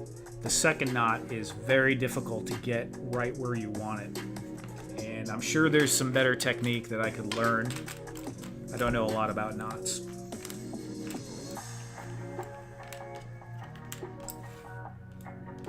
You know, I know how to tie my shoes.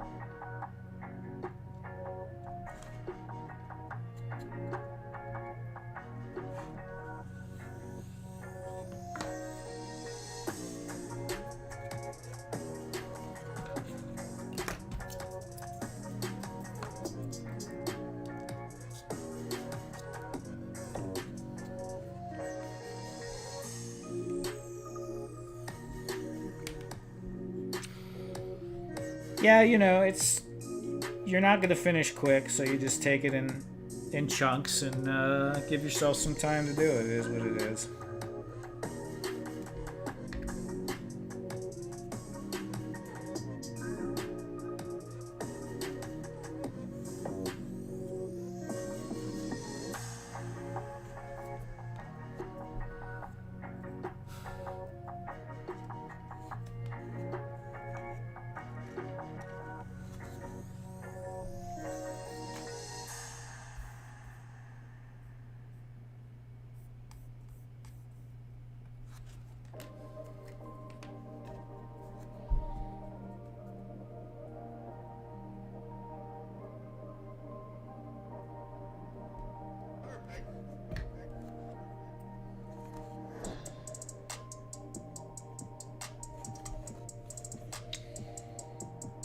I got some other stuff I'm working on too that kind of goes along with this. And I kind of would like to combine 3D printing and laser cutting for a few pieces. Nothing super complicated, but I think that would be cool because right off the bat you have two different textures, so it feels like you have different materials, makes it a little bit more interesting.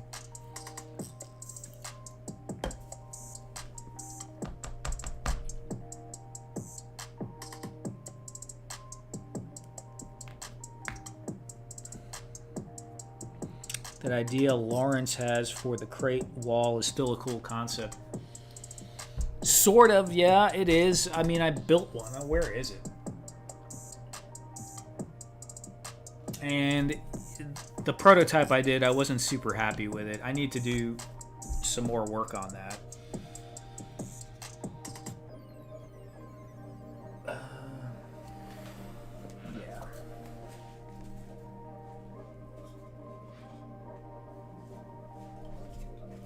That's right here. And so one of the problems I had with it, first of all, is it feels a lot flimsier because it's thin and you're not getting the strength of having the square. Also, I could have angled this a little bit so it wasn't so forward heavy. But I don't know, it just felt kind of cheesy. And then I started to realize if I cut away like some notches, maybe it looks a little bit more realistic, so I might need to do that here. And also, I took a black marker and added those lines in there. But without that, when it was just wood, it looked ridiculously fake. So it needed the shadow. And I could burn that pattern in on the cutter. It's alright. It's alright. It doesn't look as cool as the crates themselves. But, I don't know. I guess it could have its place.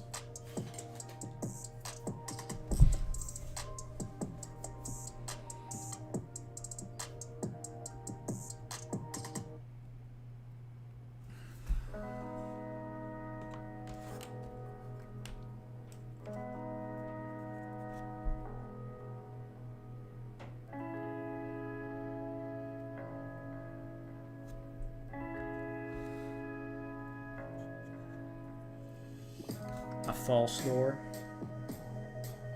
Yeah. Yeah, I could do something like that.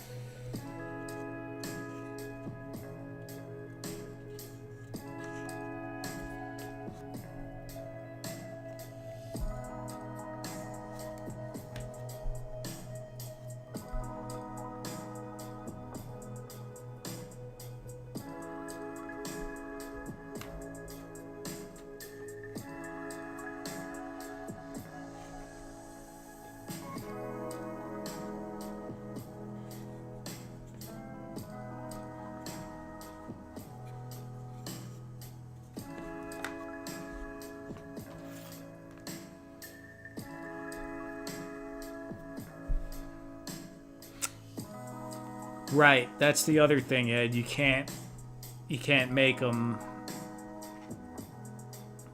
Need one big enough to put the adventure series in. I don't know how big that is. I have one that's pretty big, but I don't think it's quite big enough for that.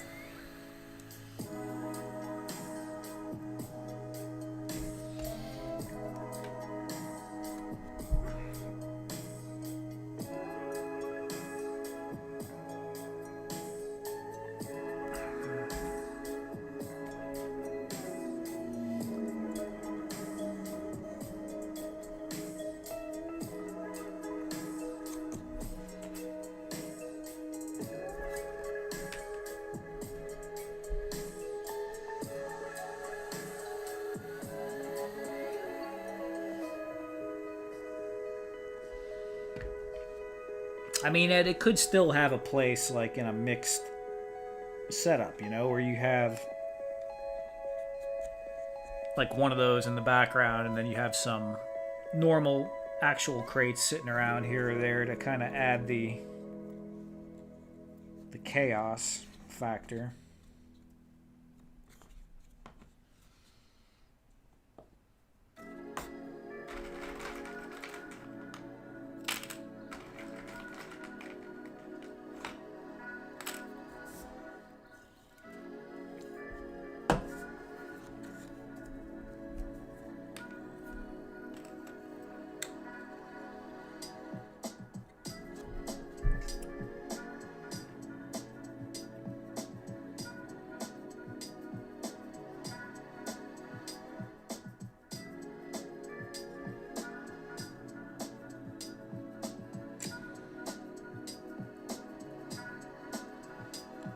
framed and false framed. What's a false framed as opposed to not the unframed ones?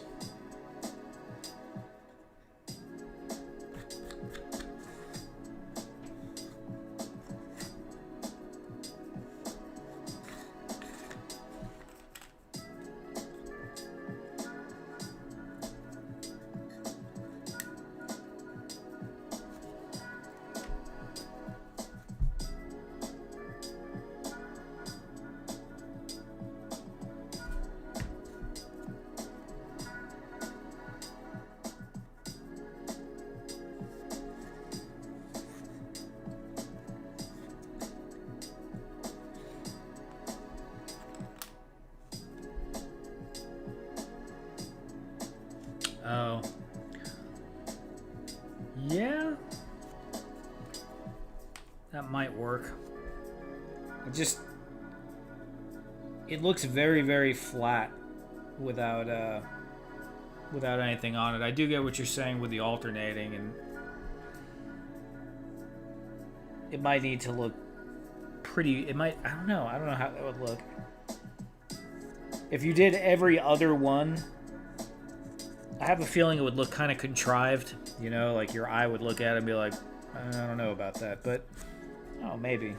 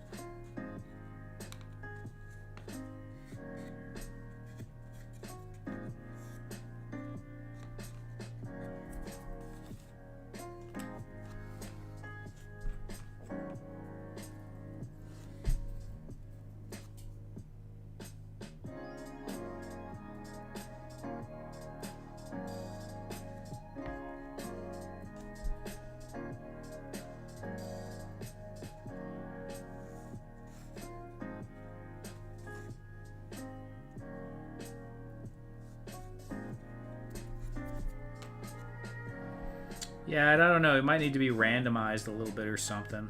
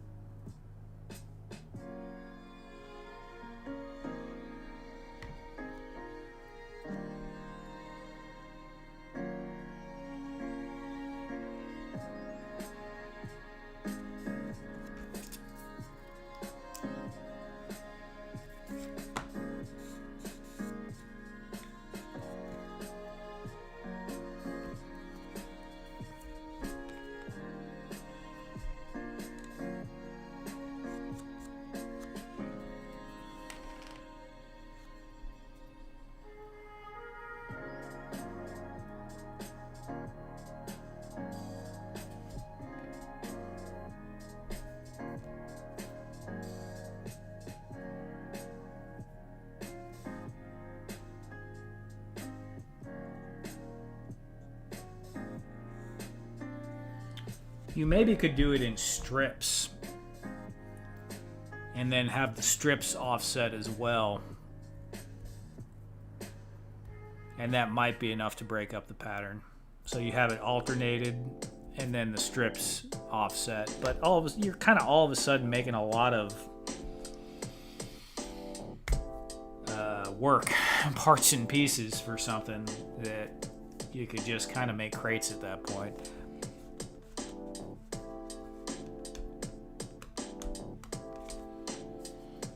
Yeah, you can, Fat Red, but I'm probably not going to make that. Because it kind of doesn't work with some of the other stuff that I'm trying to make along with it. But, you know, maybe eventually, I don't know. But I have some other things that are cooking right now that having the physical crates kind of goes with better.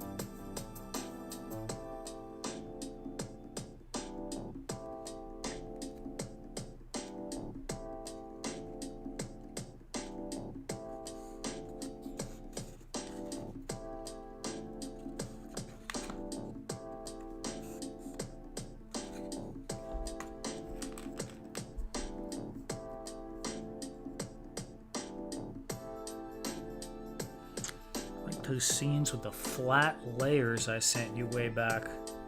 I saw out in the wild. The flat layers. I can't remember, Fat Red. Can't remember exactly which one you're talking about.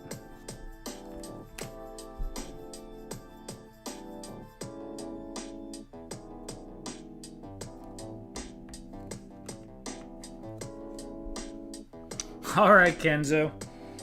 What's up, Kenzo? You don't want to watch me doing sweatshop labor? What's going on, man? Have a good night, man. Thanks for hanging out.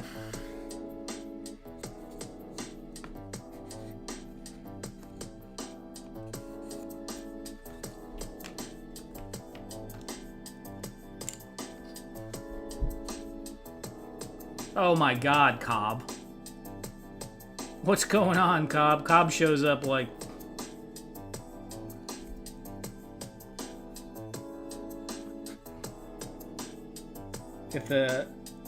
I usually end at this time. I'm probably going to do a couple more crates. I don't know. We'll see.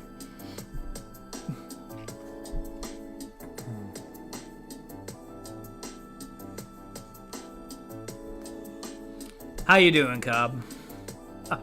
Nah, I love it, brother. Just still under the weather. Yeah, man. Definitely get some sleep. Definitely get some sleep, man.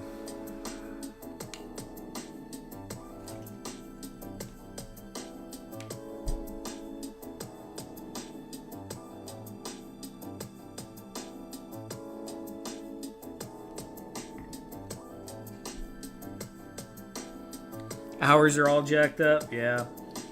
You know, my sleep schedule is still a little thrown off from when I was sick. I'm honestly going to bed at about 11 o'clock or maybe midnight on most nights, so...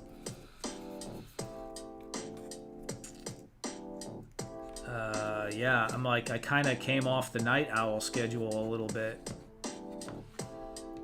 And for a long time, that's what I did. I used to get up at 5 o'clock every morning and go to sleep by about 10:30 or 11. Usually, maybe like 11 every night.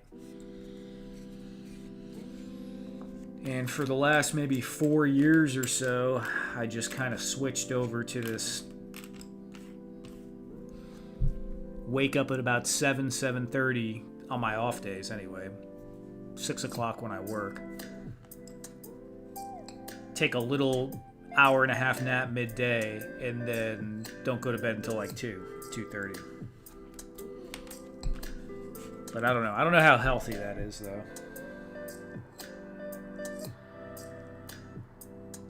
Although the midday nap is pretty nice.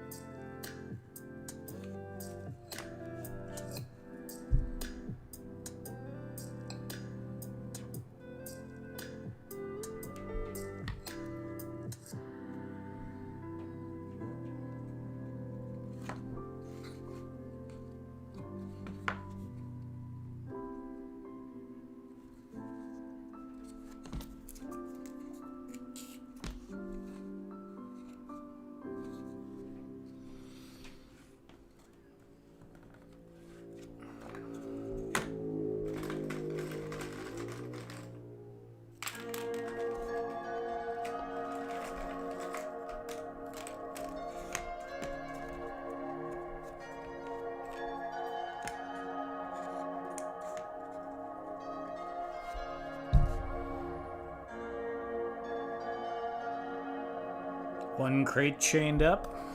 Antarctica expedition. Yeah. It's kind of like I need to make these crates anyway, so if I just stay on here doing this, that's probably not a bad thing, but it's also getting pretty late, so.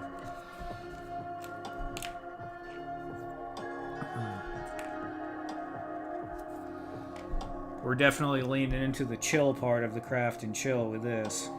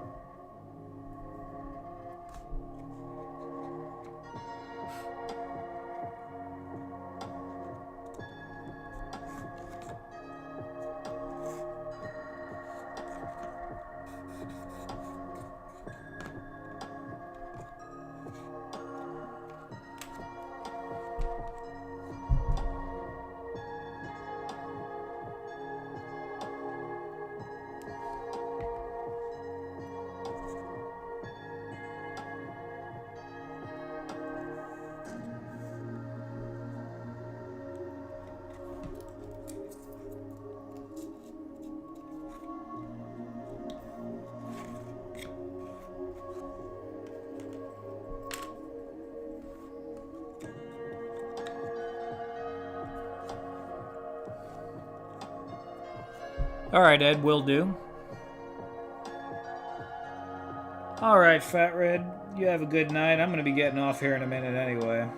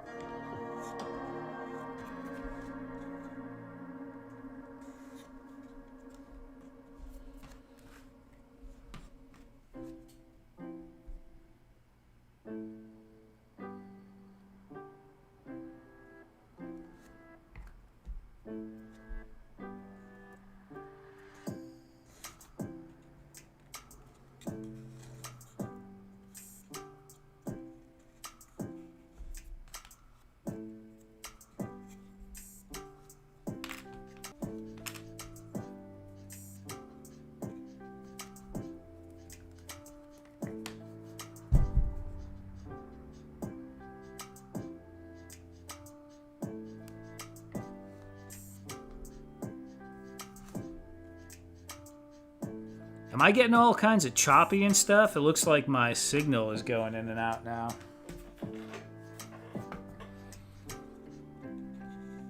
Oh, it looks like it's going up and down. Well, hey, look, guys.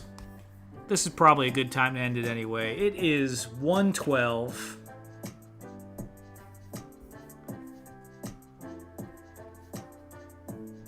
And, yeah, we've been going for 2 hours and 26 minutes. Got started a little late, but, you know, that's okay. Quite a few people came through here tonight. You guys had great conversation. Some new people like Christine Mendoza with the trivia, random nerdy trivia, very cool stuff. As well as Brick Something contributing quite a bit, and everyone else as well. Everything's good, Jay Gonzo says. Thank you, Jay, for that. But it is 1:13 in the morning, and I should probably go to bed soon. So, thanks everyone for hanging out. I hope everyone has a fantastic weekend and a week. Maybe I'll be around Oz's stream last night. I haven't been making it. I've been falling asleep the last few weeks, so we'll see. I'll definitely pop in the chat tomorrow. Hope everyone has a great night. Thanks for hanging out. Oh, and special thanks to all my channel members. I do appreciate you guys for supporting. Take care, everyone.